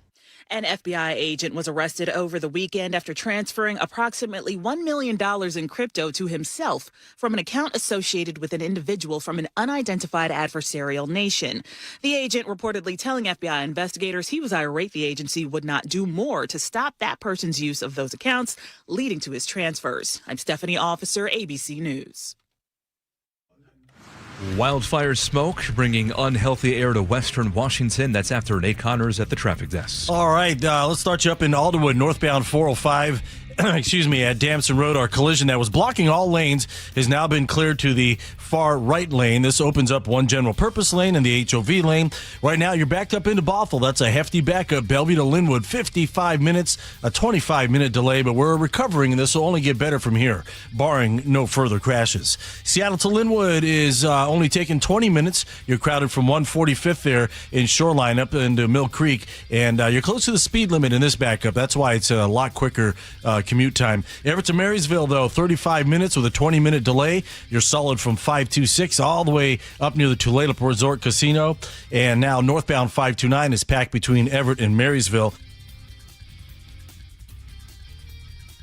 South 5 into Seattle, thick from Ravenna to I-90. North 5 packed before the West Seattle Bridge at the Ship Canal Bridge.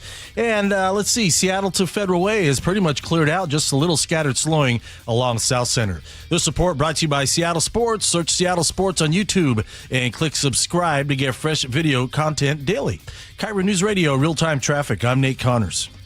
KIRO News Radio 97.3 FM Northwest News. Now, the latest from KIRO News Radio and mynorthwest.com. Good evening, I'm Aaron Granillo. Smoke is spreading all across the Northwest, fueled by those wildfires in eastern Washington and Canada. KIRO 7 TV meteorologist Morgan Palmer says air quality could reach unhealthy levels here. That smoke just pouring out of these wildfires across the central and eastern parts of the state. And we're also getting some wildfire smoke aloft from British Columbia.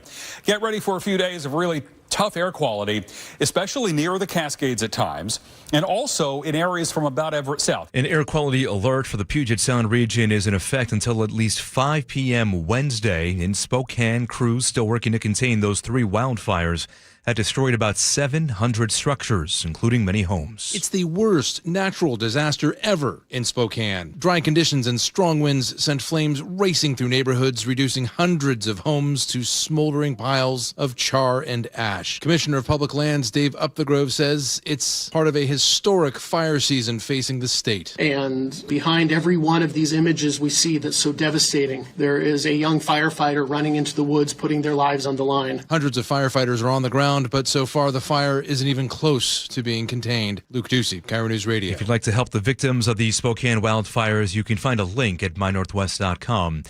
Well, it was not the wind around Lake Washington that canceled Saturday's Blue Angels performance at Seafair. Meteorologist Ted Biener was one of the officials behind the decision to call off the show.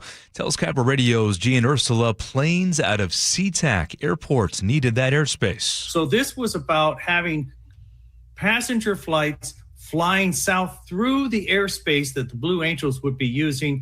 That's a safety issue, and that is why everything was canceled. He said normally passenger planes can avoid the show's airspace, but Biener says that was not the case on Saturday, with southerly winds gusting up to 30 miles per hour at SeaTac airports. King County Metro rolling out one of its biggest service expansions in years, starting August 29th. Metro is adding 9 new bus routes and more than 3,000 extra trips each week across King County. Biggest upgrades are in South King County. Your forecast is going to see that smoke hang around for at least a couple of days. Again, could reach unhealthy levels here in the Seattle area tomorrow and again on Wednesday.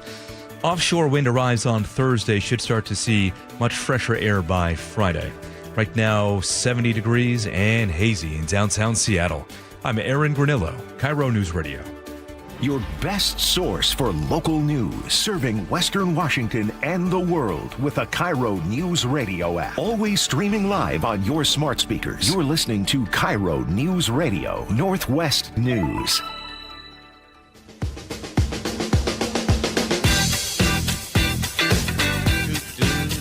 Thank you, Aaron. Most appreciated. Here we go with the John Curley Show. Joe on vacation. Big yell in there. Nate, first day on the job, working this show, huh? How you doing? I'm doing great. You doing all right? All right, okay.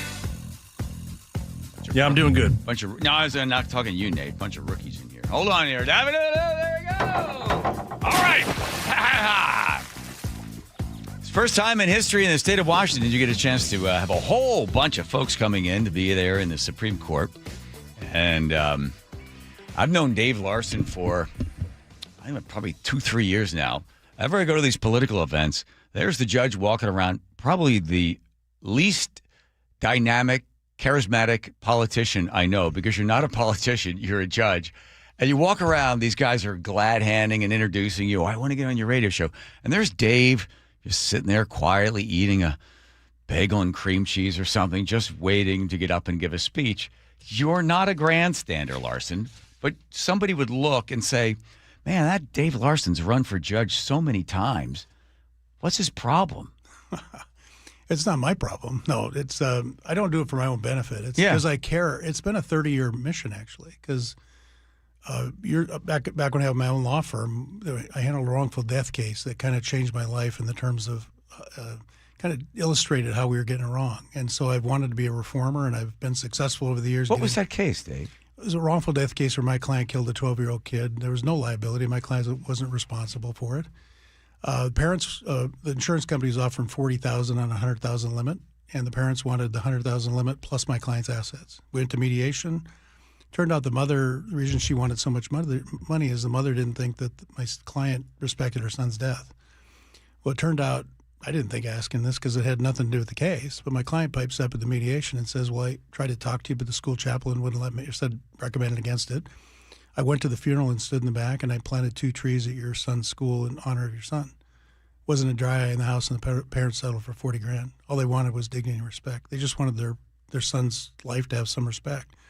And in the system, it's kind of like we care more about our rules and our dogma, and we end up losing sight of the fact that the number one, or that dignity and respect is as important to us as eating, breathing, and sleeping as humans.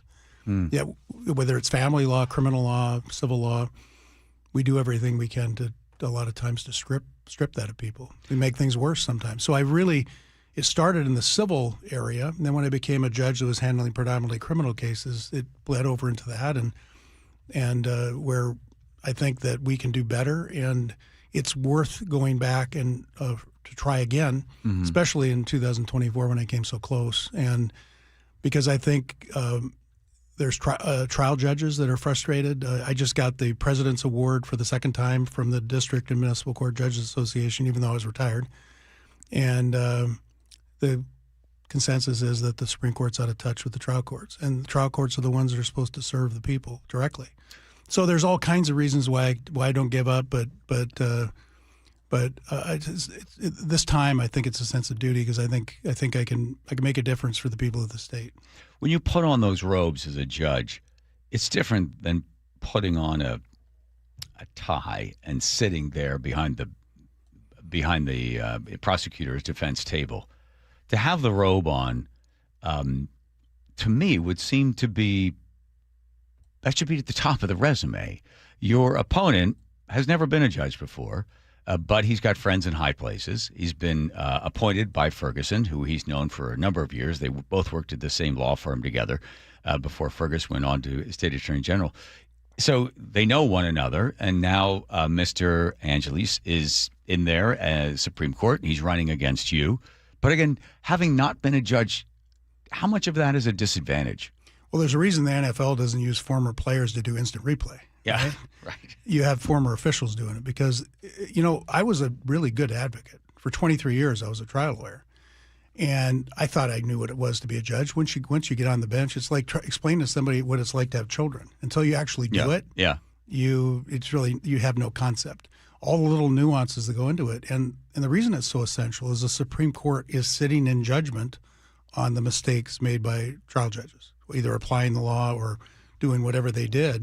And if you have never been a trial judge, how can you ever know what's going through the mind of a trial judge? I got examples that your listeners would probably glaze over and get bored on, but there are a lot of nuances that go into what you do on the bench that if you don't understand that, you can make a lot of mistakes when you're reviewing that judge's decision in the higher courts. But how much you're an originalist? That means you just simply look at the words, apply them to the state constitution, and then say, well, do these words fit? Is this constitutionally protected? Does it pass the smell test? And then you don't need to read into the words. It's not a living, breathing document, as some people would like to describe, and then we can reinterpret things. We've heard from Senator Peterson, like, well, that was 1933. And, things have changed. I'm a kind of a common sensalist. Oh, okay. You know what I mean? Yeah. You have to make things make sense to people because trust and confidence comes from things making sense. When it makes sense to when the law says this and you said and you interpret it the way it says it is without a preconceived idea how you want it to be, people trust you. If what's happened recently is that the result has become more important than the law itself, and we have all kinds of trust issues in our state Supreme Court because of it. And the other thing you learn as a judge when you're sitting on the bench is the trust and confidence, and in turn the independence you have, is based on whether people trust that your decisions came from the right place for the right reason. That's why being an originalist, if that's what we want to call it, is so important because anybody can look at the page, see the words, and if they're applied in a way that makes sense, people are going to trust you even if they don't agree with you. Yeah. And the capital gains tax case is an example of where, because of some mental gymnastics, they came up with the excise tax argument. A lot of people don't trust the court because of that, in that one case. Yeah. Well, and again, for the people who don't remember, don't care necessarily, is the fact that the IRS sees capital gains tax as income. And for some reason, the Humpty Dumpty court was able to say the words mean whatever we want the words to mean, and we see as an excise tax, not an income tax, to disagree with the Internal Revenue Service. I'm going to play a cut. This is your opponent. This is Theo Angelis. He says, Justice Theo Angelis is a respected jurist and award-winning advocate for immigrants and children. He's a respected jurist. Yeah, he's been on the bench for 3 months. Oh, okay. I've served for over 26 years, and I've been dedicated to fundamental fairness, independence, and making sure that all voices are heard. That's why Justice Angelis is endorsed by his court. But doesn't it sound like he's a jurist and he's been, what word did he use? It just sounds like... And I've been dedicated to fundamental... Advocate for immigrants and children. I've served for over 26 years. I served for 26 years. That is a concern, potentially, that somebody might believe that he's been a judge for 26 years. And he's been a judge since So why would you not think 4th. that? Here we go. Angelis is a respected jurist and award-winning advocate for immigrants and children. I've served for over 26 years, and I've been dedicated... Yeah, I'd be like, that guy's been a judge for 26 years. ...dedicated to fundamental fairness. Huh? What's how many days since April 4th? Fairness, independence, and making sure that all voices are heard. Yeah.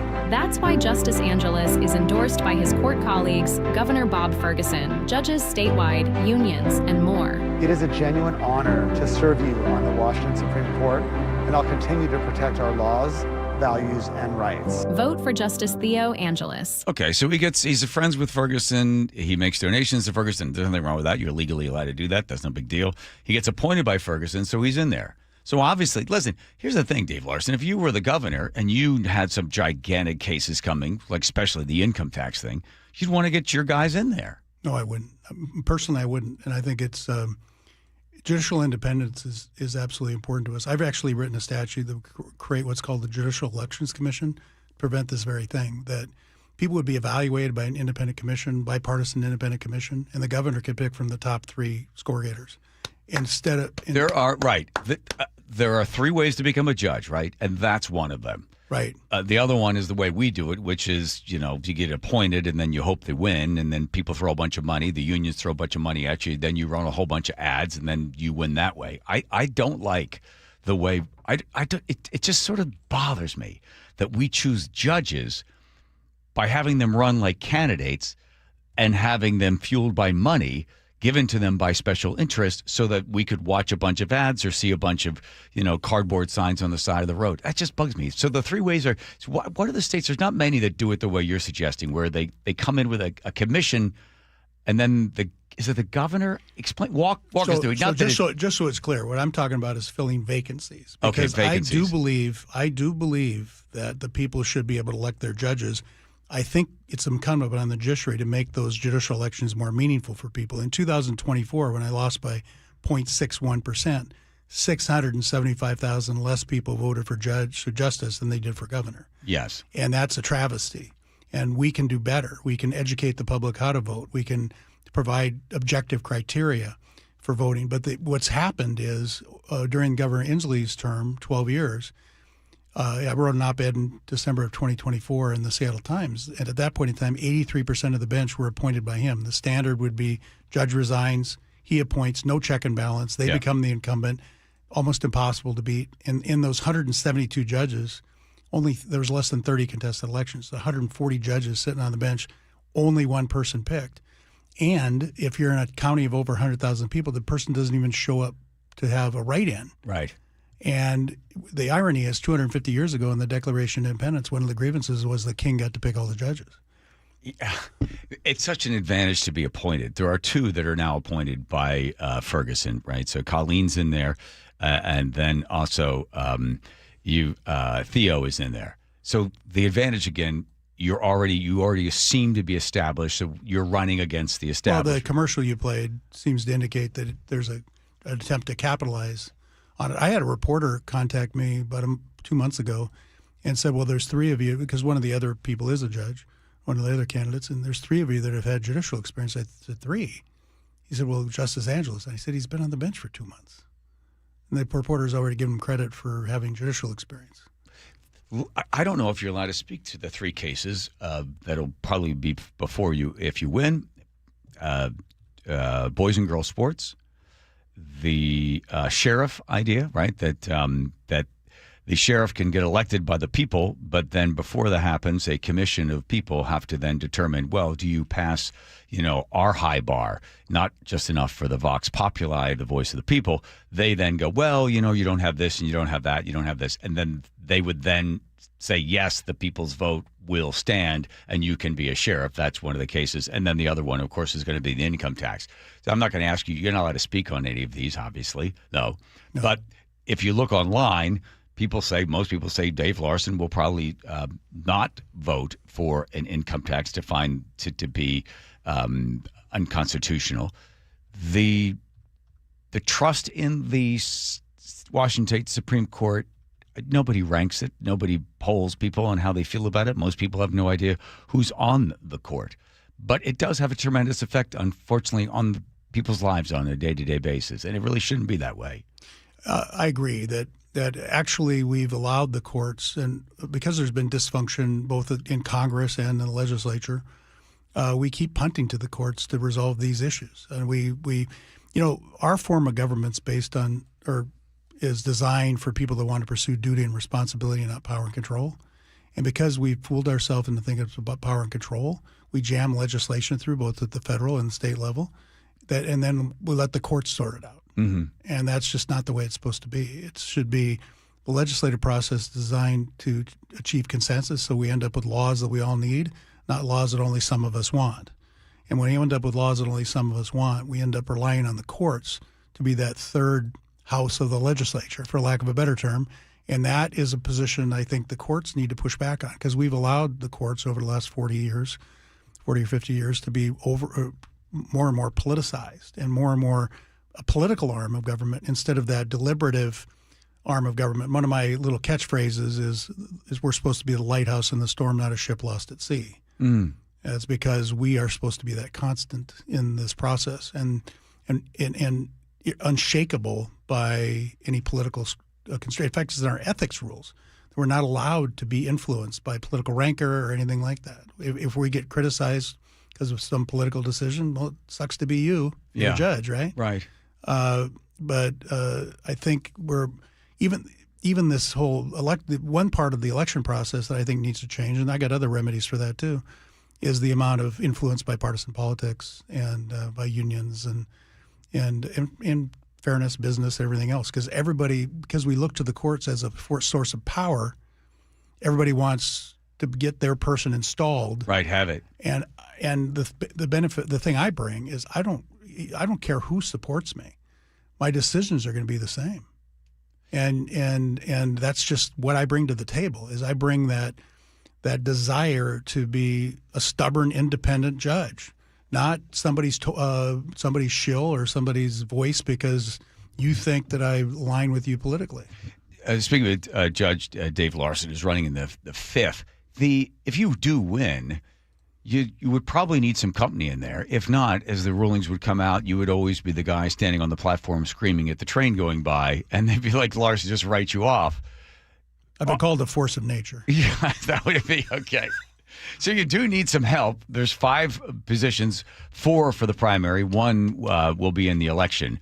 And people have the hardest time. Either they just decide not to fill in any ballot.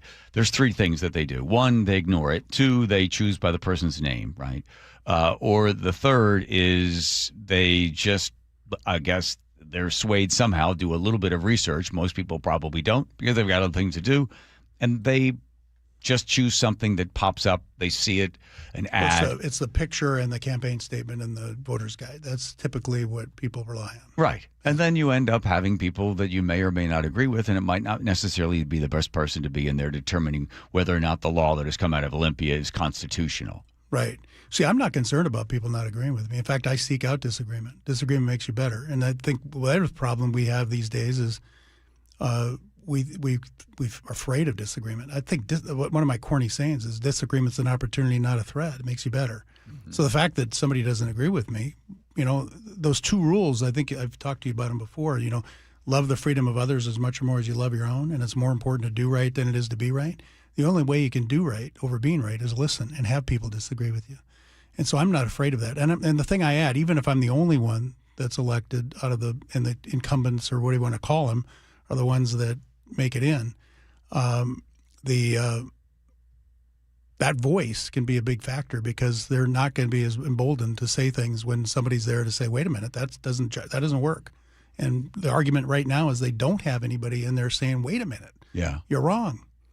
And that's the problem. A final question. The ads that are running for everybody up there, and your opponent as well, and when it says endorsed by Bob Ferguson, do you think that is now hurting your opponent? Well, I'm sure it helps in some cases and hurts in other cases. There's, I tell you the thing that I'm most dissatisfied with in this entire race is that we've got to a point where people truly, it's a yawn for people to think that it's a direct assault on judicial independence to appoint a senior staffer in the first appointment he had, somebody who answered directly to him, and somebody that's been a campaign contributor since 2009 in my race, and that it's kind of a yawn. And in fact, the justices have endorsed that person when we should be bringing the pitchforks and torches out saying, wait a minute, you are trying to own the judiciary. And people criticize the stacking of the court at the federal level with partisans. Why not be an example of the way it's supposed to be done instead of just joining the chorus or saying, hold my beer, I can do better, right? Well, Dave, the ends justify the means on all of these cases. No, and that's the thing is, this is the problem. It's what we aspire to. If we aspire to the status quo, if we aspire to, well, that's just politics, we will not change anything. We have to aspire to a higher function. And that means when you, in the context of a judiciary, you appoint judges that are going to be judges. Yeah. You don't appoint judges that are going to do your bidding. Because that the independence, the justice system is supposed to be a backstop, not an open gate. Right, because then there's just an extension of the political aspects. You're the only judge I know that's been nominated by what rock and roller? Chris Novoselic, and I pronounce the name he's the bass player for Nirvana. He started the Cascade Party. Okay, yeah. And I'm endorsed by the Forward Party, started by Democrat Andrew Yang. And Yang, yeah. Republican Christine Todd Whitman, and you don't need this show.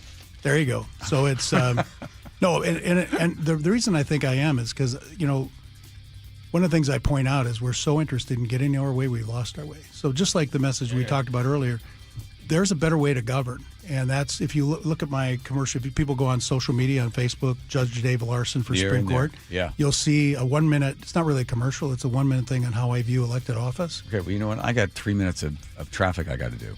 Oh, okay. Then I'll shut Thanks. up. Yeah, I was going to say that to you, Your Honor. Thank you, Dave Larson. Here comes Nate taking a look at traffic. Nathan. Thanks, John. Everett to Marysville, a half hour. That's double the norm for this time of day, with a solid backup starting just north of 526 now into Marysville. Northbound 529 remains packed between Everett and Marysville. Bellevue to Everett is up to an hour 15. Now, don't be too discouraged here. Some of this is due to an earlier crash North 405 at Damson Road that is now clear. So it opens up a couple lanes for us. We're starting to see improvements. So this is just going to start getting better exponentially from here on out. But right now we have scattered backups between Bellevue and Alderwood. Gets thick there at State Route 522. Seattle to Everett, 40 minutes. Are crowded at 145th and Shoreline up to the Linwood interchange. South 5 into Seattle, we're thick from Ravenna to I-90. Just under a half hour now from Linwood in the downtown. Northbound I-5 is packed back from the Michigan curve to the Ship Canal Bridge. It's a half hour to get through this. And Tacoma to Olympia, 40 minutes. You're heavy through DuPont, and just brief crowding now as you head into downtown Olympia.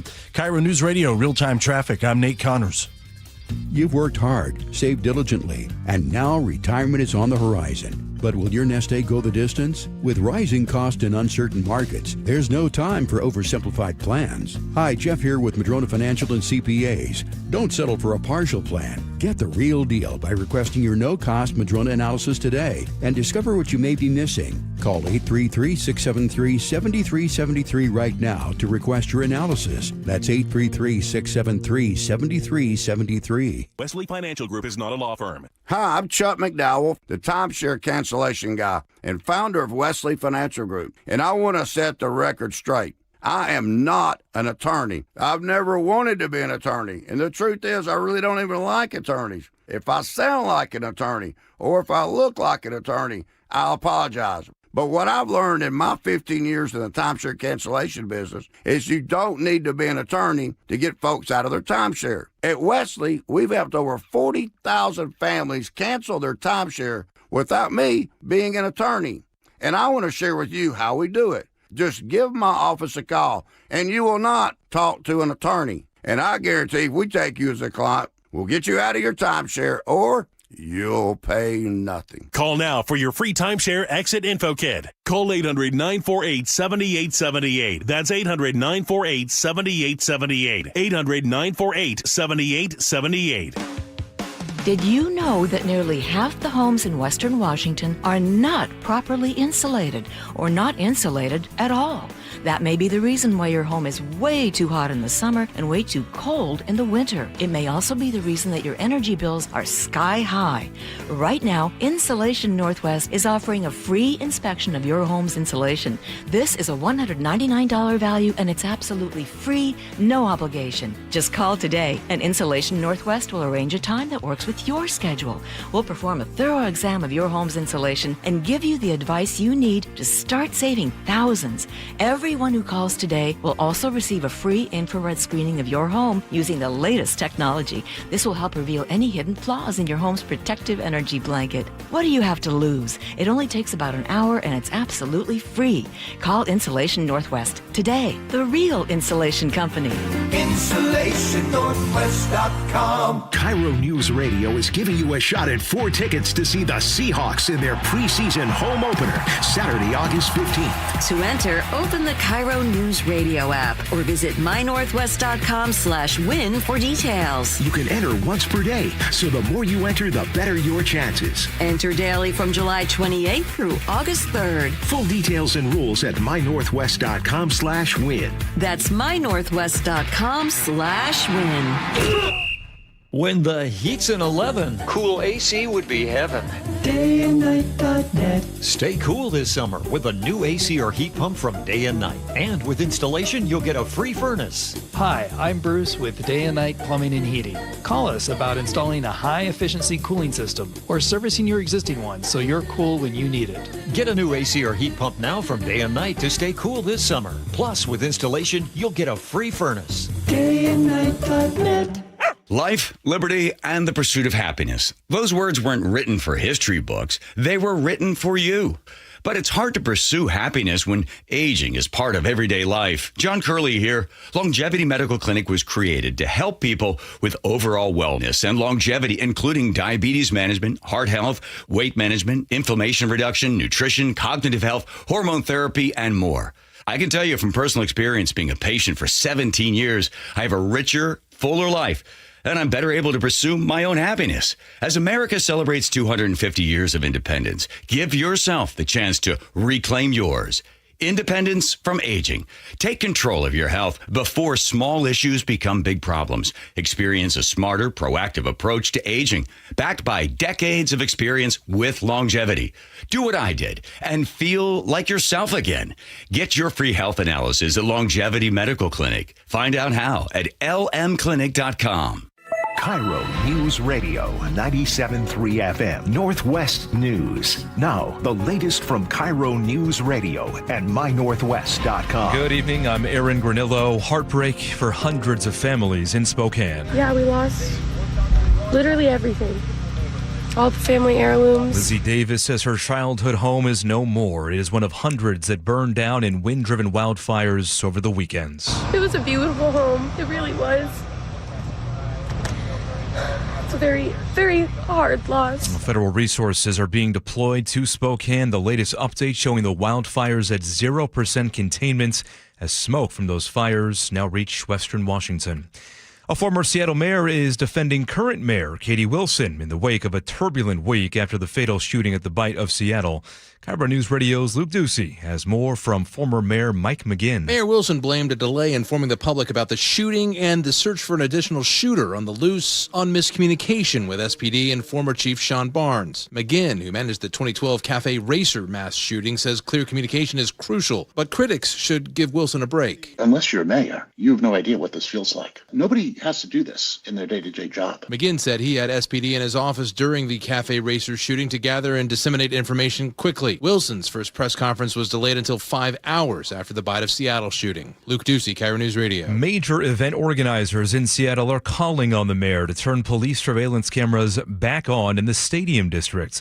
Jennifer Lemasters, a CEO of the Seattle Convention Center, telling KIRO 7 TV they also want new cameras installed in Seattle Center. And so at this point in time, we think it's very important that the city do both protect privacy and public safety, and we can do both. The request coming in response to recent shootings, including the gang-related gunfire at the Bite of Seattle. Mayor Wilson turned off the cameras in the Stadium District after the World Cup. An independent review of their use is due this fall. No new cameras are planned until that's complete. Shares of Boeing stock soared today, up about 8% after federal regulators certified another version of the 737 MAX. ABC's Chuck Severston reports. After nearly a decade of delays, the Federal Aviation Administration has finally certified the Boeing 737 MAX 7, moving the aircraft one step closer to taking the skies. The agency saying their approval reflects years of sustained work to resolve complex technical issues with the plane. Chuck Severson, ABC News. Let's go now to the real-time traffic desk at 5:34. Here's Nate Connors. All righty, let's start you up in south of Snohomish, northbound 9 at Marsh Road. We have a collision blocking all northbound lanes. This just happened a couple minutes ago. No estimated time when this is going to reopen for you. Everett to Marysville, a half-hour commute. It is solid starting just north of the Boeing Freeway into Marysville. Northbound 529 also packed between Everett and Marysville. Bellevue to Everett, we're improving. We're down to 55 minutes. Our last break, it was an hour 15 as we recover from an earlier crash up in Alderwood. Seattle to Everett at 40 minutes. South 5 into Seattle, a thick from about 50th there in the U District to I-90. About a half hour from Linwood. North 5 is packed from the Michigan Curve to the Ship Canal Bridge. It's a half hour to get through this. Bellevue to Renton on 405 is going to take you a half hour. It's packed from mid-Bellevue down to the VMAC. North 405 heavy from South Center through the Renton S-curves. And southbound I-5 is bumper to bumper in Federal Way at State Route 18 into Fife by 54th. Looks like we may have a new collision there near the on-ramp. KIRO News Radio, real-time traffic. I'm Nate Connors. And to the forecasts, we are looking at an air quality alert in effect right now, runs until 5 p.m. Wednesday. Wildfire smoke bringing hazy skies to our region this week. Fresher air arrives by Thursday. Look for better conditions on Friday. Right now, 73 degrees in downtown Seattle. I'm Aaron Granillo, KIRO News Radio. Your best source for local news. You're listening to KIRO News Radio, Northwest News.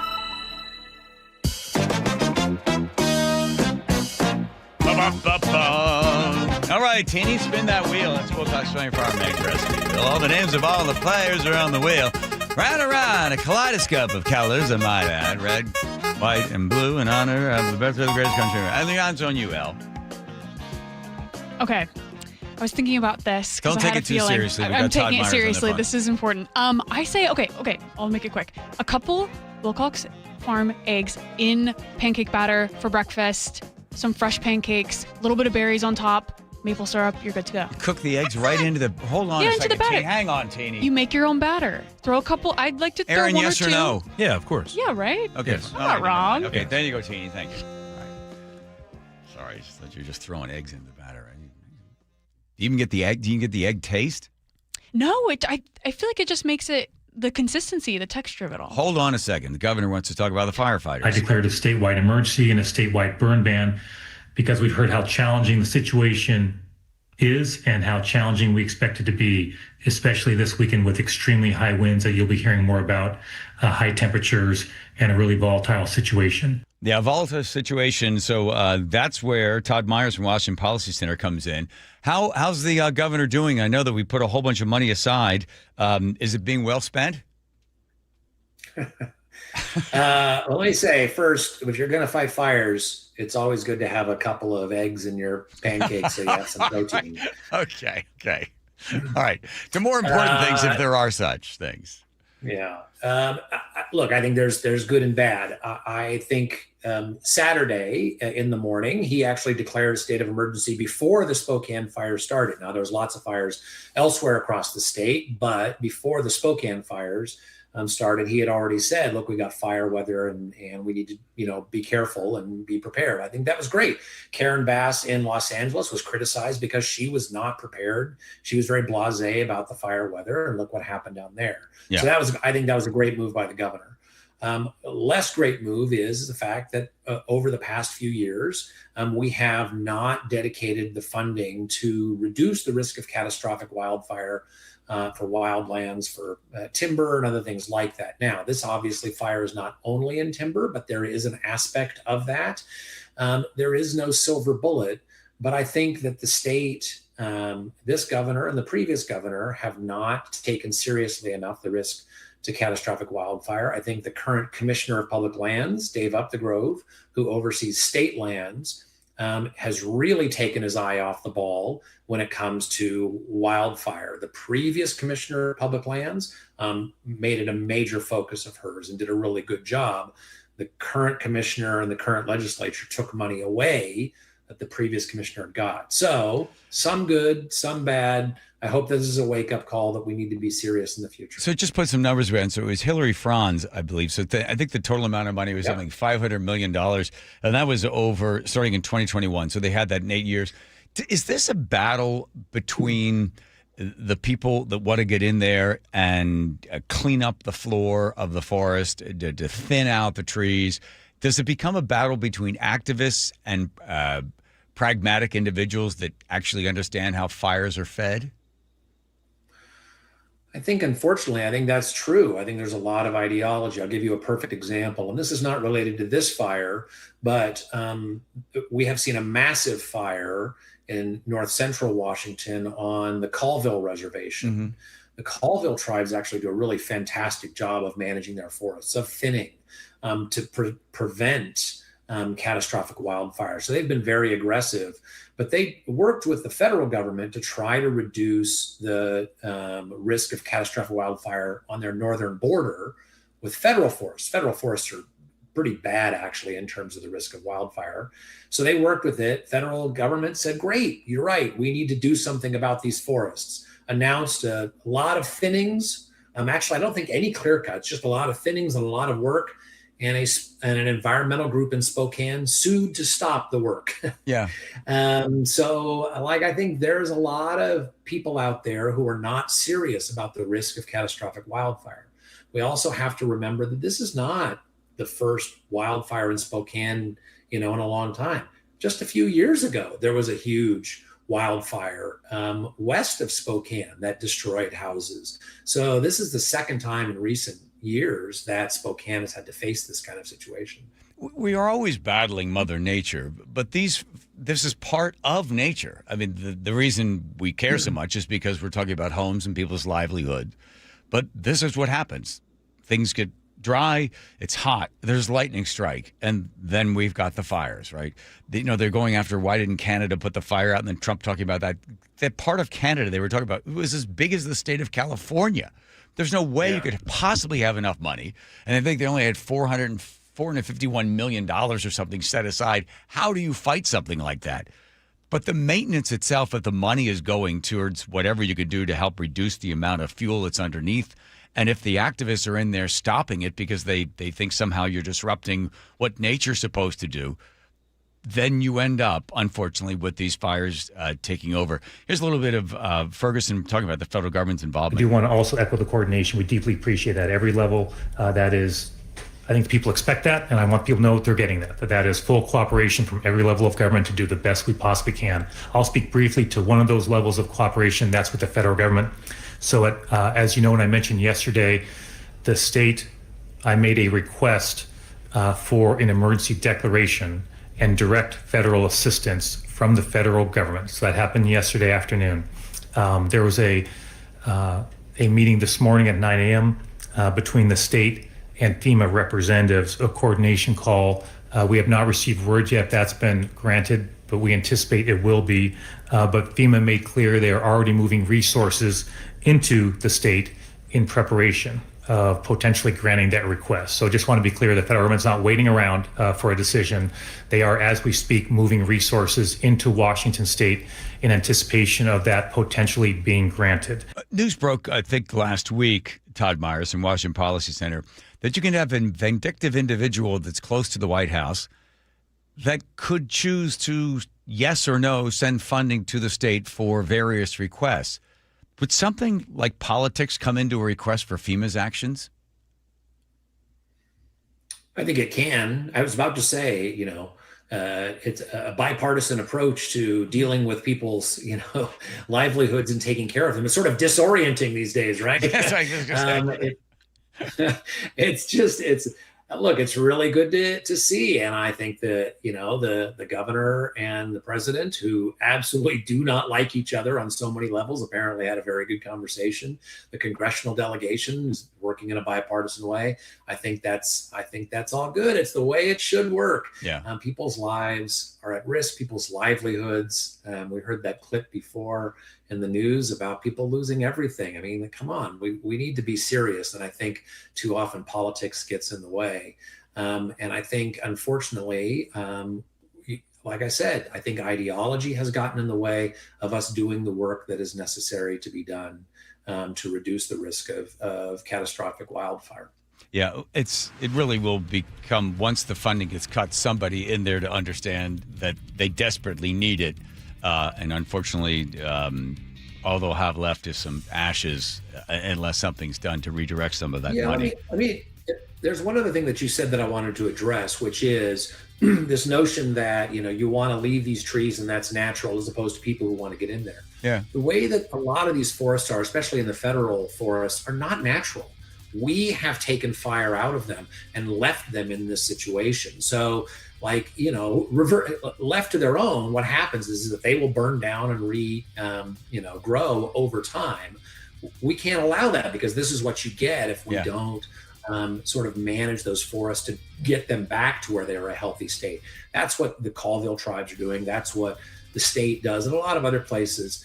That's what we need to do. So when people say, allow the forest to, die and burn and things like that, that's natural. It is absolutely not natural. We have put them in an unnatural situation. We can't just walk away and hope it works out, because this is what we get. And unfortunately, so often it just comes down to where the money's going. Todd Myers from Washington Policy Center, thanks again for your time.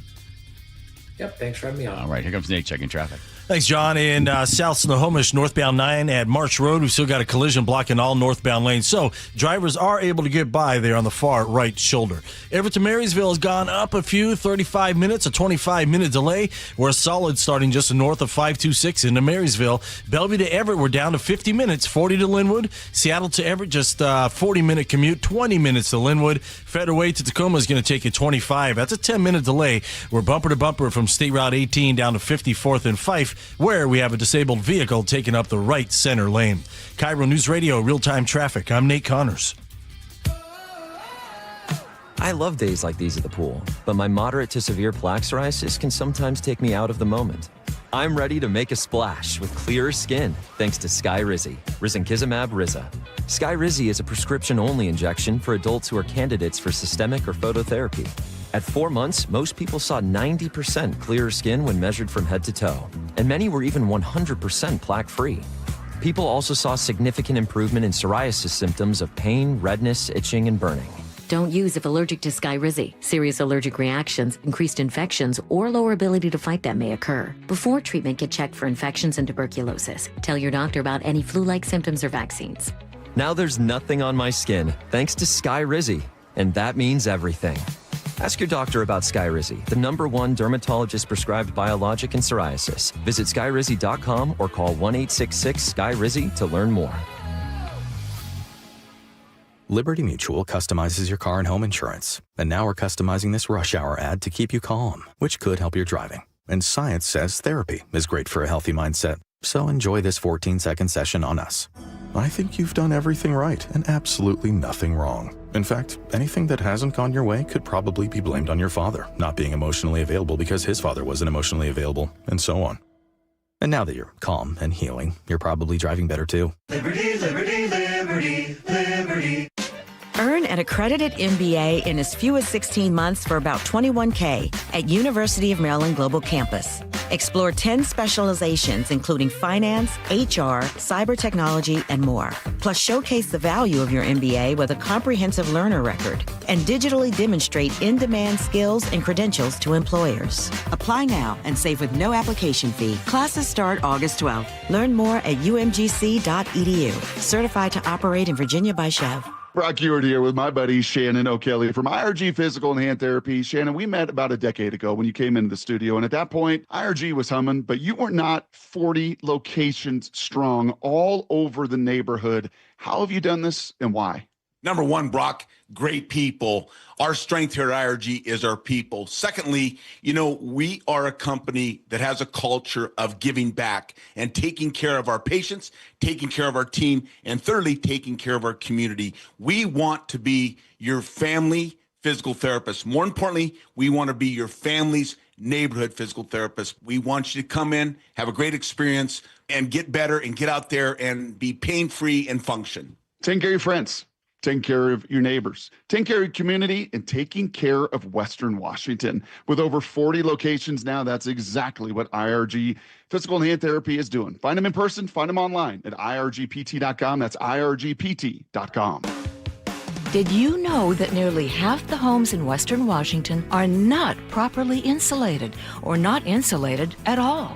That may be the reason why your home is way too hot in the summer and way too cold in the winter. It may also be the reason that your energy bills are sky high. Right now, Insulation Northwest is offering a free inspection of your home's insulation. This is a $199 value and it's absolutely free, no obligation. Just call today and Insulation Northwest will arrange a time that works with your schedule. We'll perform a thorough exam of your home's insulation and give you the advice you need to start saving thousands. Everyone who calls today will also receive a free infrared screening of your home using the latest technology. This will help reveal any hidden flaws in your home's protective energy blanket. What do you have to lose? It only takes about an hour and it's absolutely free. Call Insulation Northwest today, the real insulation company. InsulationNorthwest.com. 2 years ago, my office launched a major media campaign to identify key witness to our client's bicycle accident, which we later settled for $10 million. Because when we accept a case, we don't rest until we do everything possible to improve our client's chance of recovery. We're one of only a few firms in the state with an in-house investigation team building our clients' cases. So when you hire Davis Law Group, you don't just get a dedicated and award-winning legal team. You get our commitment to better service and even better results. Request a free consultation today at 206-888-8888. The John Curley Show mailbag is brought to you by Advanced Hair Restoration. All right, I guess we thought, any time for a song? Anything? Any kind of song? Probably thanks, Nate. That's great. We'll get the letter of the day first. Take care of all the rest. Oh, Big L coming back in for this one. Off topic. Poppy and Milkrake says, "Wait, is Rye Curley doing okay in Chelan?" Yes, he's doing okay in Chelan. He has some lady gal that's interested in him. I'm like, Rye, come on now. Sure, she's 2 years older. I think it's great. Good for him. All right. About Fauci, good fellas, a great Fauci impersonation. Fauci should be charged with war crimes. 425 says, John, so funny about the Fauci bit, AI bit, hilarious, ha. And Warren in Tacoma says, overall, for people who were vaccinated throughout the entire history of the disease, the death rate for COVID was about 1% of those serious illness. Okay. You want to jump? I'd love to jump in. Go jump in there, girl. On cruises, Brian from Arlington says, I second that, John. Screw cruises. Some people love them. Some people love them. Are they? High school wrestling, Adam in Ballard says, I was a wrestler in middle school and high school lighter weight group. I wrestled many girls in matches and tournaments due to Title IX and mixed sex teams. I did not enjoy the ridicule as a pubescent boy, but hey, it's just another match. Yeah, I also thought that was something that came up in my head. I was like, don't they wrestle both boys and girls? Yeah. Yeah, okay, see? And then Adam says they did. Exactly. Oh, Adam too? Oh, 818, when I wrestled, it was co-ed, divided by weight classes. Barbara, somebody writes, the mother is against transgender people to begin with. There is no possible way it happened. The mom was mad the daughter didn't go to state. How funny how mom taped only this match. My wrestlers, including girls who wrestle boys, this SA could not have happened. Oh, sexual assault. Yeah. Okay.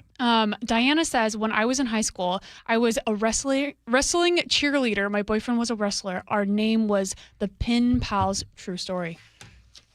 Yeah, we had the smart. It was an all boys school, so we used the smart girls from down the street, and they would too smart for us. repel them, make them relinquish the ball. Mm-hmm. Just didn't motivate anybody. 206 says this song just proves just how stupid people are talking about the Macarena. Mm-hmm. Macarena. Marguerite in Lacey says it is the only line dance I've ever been able to do. Lol. We have video evidence of it, Marguerite. I wouldn't brag about it. Janet, John, please be nice to the new girl. I put that one in there purposefully. Am I being mean to you? No, you're not. You're being nice. Okay, that's fine. Just thought that was funny. On Katie Wilson and the former Chief Barnes, 425 says Barnes isn't a big deal. Like you said, he's just a figurehead, overpaid eye candy for media. Wait. I did not say he is a figurehead. He's overpaid. Barnes is not a big deal. Just like you said. ... He's a figurehead. I don't remember those words exactly. All right, Teeny. And now it is time for the letter of the day. You, Teeny, your letter of the day. I think you got to sorry, I think I forgot. Did you not? I forgot to put between the two of you. Oh gosh, sorry. I'll just choose one. Yeah, Matt in choose Seattle says the reality is that the mayor is very, very, very green and it's showing. She needs to stop acting like an activist and start acting like a mayor in a major city. Whoa. She needs. There you go. That's all she randomly chosen, Matt from Seattle. Lucky Matt. Yes. New girl between you and Teeny. I like that new feature, the random letter of the day. Random. Look at Nate trying to support Nate. the new girl. Yeah. All right, here comes Nate checking traffic. Nate up. All right, Global Credit Union has our update in South Snohomish, northbound 9 and Marsh Road, still dealing with a collision blocking all northbound lanes. You are able to get by on the far right shoulder. Everett to Marysville, 35 minutes, a 25-minute delay. We're solid starting just north of the Boeing Freeway into Marysville. Northbound 529 is now quickly clearing out. Bellevue to Everett, we're down to 45 minutes, 35 minutes to Linwood. Scattered backups between Kirkland and Alderwood. Seattle to Everett, pretty much all clear, 35 minutes. South 5, we're heavy from 50th into downtown. North 5, scattered backup starting just before the West Seattle Bridge to the Ship Canal Bridge. Federal to Tacoma's at 25 minutes. We're bumper to bumper from State Route 18 into the Fife Curve. We cleared that stall at 54th. Global Credit Union, where members enjoy no-fee accounts and early payday with direct deposit. Learn more at globalcu.org. KIRO Newsradio, real-time traffic. I'm Nate Connors. I had pain. I had numbness in my feet. That pain and that numbness just got worse and worse and worse as time went on. This is Greg describing life with neuropathy. I went to 5 podiatrists, tried different treatments, tried different orthotics, tried different shoes, had cortisone shots in the tops and the bottoms of my feet. Saw a neurologist. All my medical doctors said, can't help you. Live with the pain. You're not going to be able to sleep. This is your life.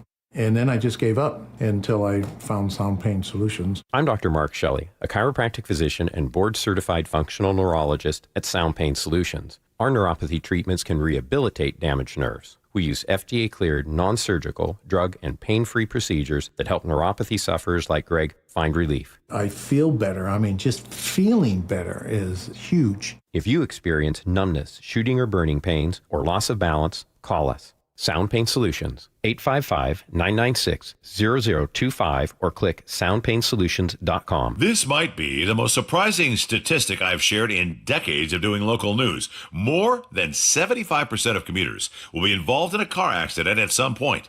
JP Pendergast of Pendergast Law with more. What makes it more surprising? The average person will be involved in 3 to 4 collisions in their lifetime. With accidents unbelievably prevalent, what are some safety tips if it happens to you? Safety first. Secondary collisions are not uncommon while awaiting help. Turn on those hazards and remain in a safe place. If a bystander witnessed the accident, capture their information and encourage them to remain at the scene. Seek medical attention immediately if needed, as delaying can be a costly mistake. Lastly, remember that statements made to police and insurance adjusters can affect your case. Collisions are more common than we'd like to think. If you find yourself in one, follow these helpful tips and then call my friends at Pendergast Law. If you or a loved one's injured in a car accident, call Pendergast Law. We can help. PendergastLaw.com. KIRO FM and HD1, Tacoma, Seattle. At the Boy Scouts of America, our oath remains. A scout pledges to be kind, helpful, and brave. We're committed to providing a safe and welcoming environment. where Scouts can establish the foundations of character that will last a lifetime. Our approach ensures the Boy Scouts of America is building the youth of today into the leaders we'll turn to tomorrow. The Boy Scouts of America. Building character is in our nature. Visit scouting.org to learn more about Scouting. Summer is for letting it rip. Swung on and missed, ripped it right by him. 7 scoreless innings. Marvelous Miller again. Summer is for showing out. Swing and a miss. Woo, 6 up and 6 down. Summer is for Mariners baseball. Logan Gilbert, he's knocked down a dozen in a row. So pump your fist, call your favorite Walter, and head to T-Mobile Park because our pitchers are rolling. From George Kirby to Senor Smoke. Up in the attic at 101. Nothing but the express tonight for Andres Munoz. Matilda would be proud. Mariners baseball. Tridents up. The Mariners homestand continues this week with 2 value games against the Tigers. Tomorrow and Wednesday night at 6:40. And on Wednesday, don't miss out on the all-new Jimothy Night, featuring a Jimothy rookie card giveaway for the first 20,000 fans. Thanks to Farmers Insurance. Get your tickets at mariners.com/value. What if you could have the most reliable fiber-powered Wi-Fi? And get this, what if you could keep it at the same price for 5 years guaranteed? Now through August 24th, new Xfinity customers can get our best price on gig Wi-Fi this summer before it disappears. Just $50 a month for 5 years. No annual contracts, no hidden fees, and our best equipment included. Plus, get online in minutes with same-day Wi-Fi. It's Wi-Fi that finds and fixes problems before you even notice them. Like super intelligent Wi-Fi with a 6th sense. Plus, it keeps you protected from online threats. And get Peacock Premium included for 2 years. Lock in your price and unlock the possibilities. Get it now at Xfinity.com. Xfinity. Imagine that. Restrictions apply. Requires paperless billing and autopay with stored bank account. Taxes and fees extra. Speeds vary. Use of fiber coaxial cable. Learn more at Xfinity.com/same-day Wi-Fi. Good afternoon, I'm Aaron Granillo. Your best source for local news. Newly released police video shows the arrest of a 17-year-old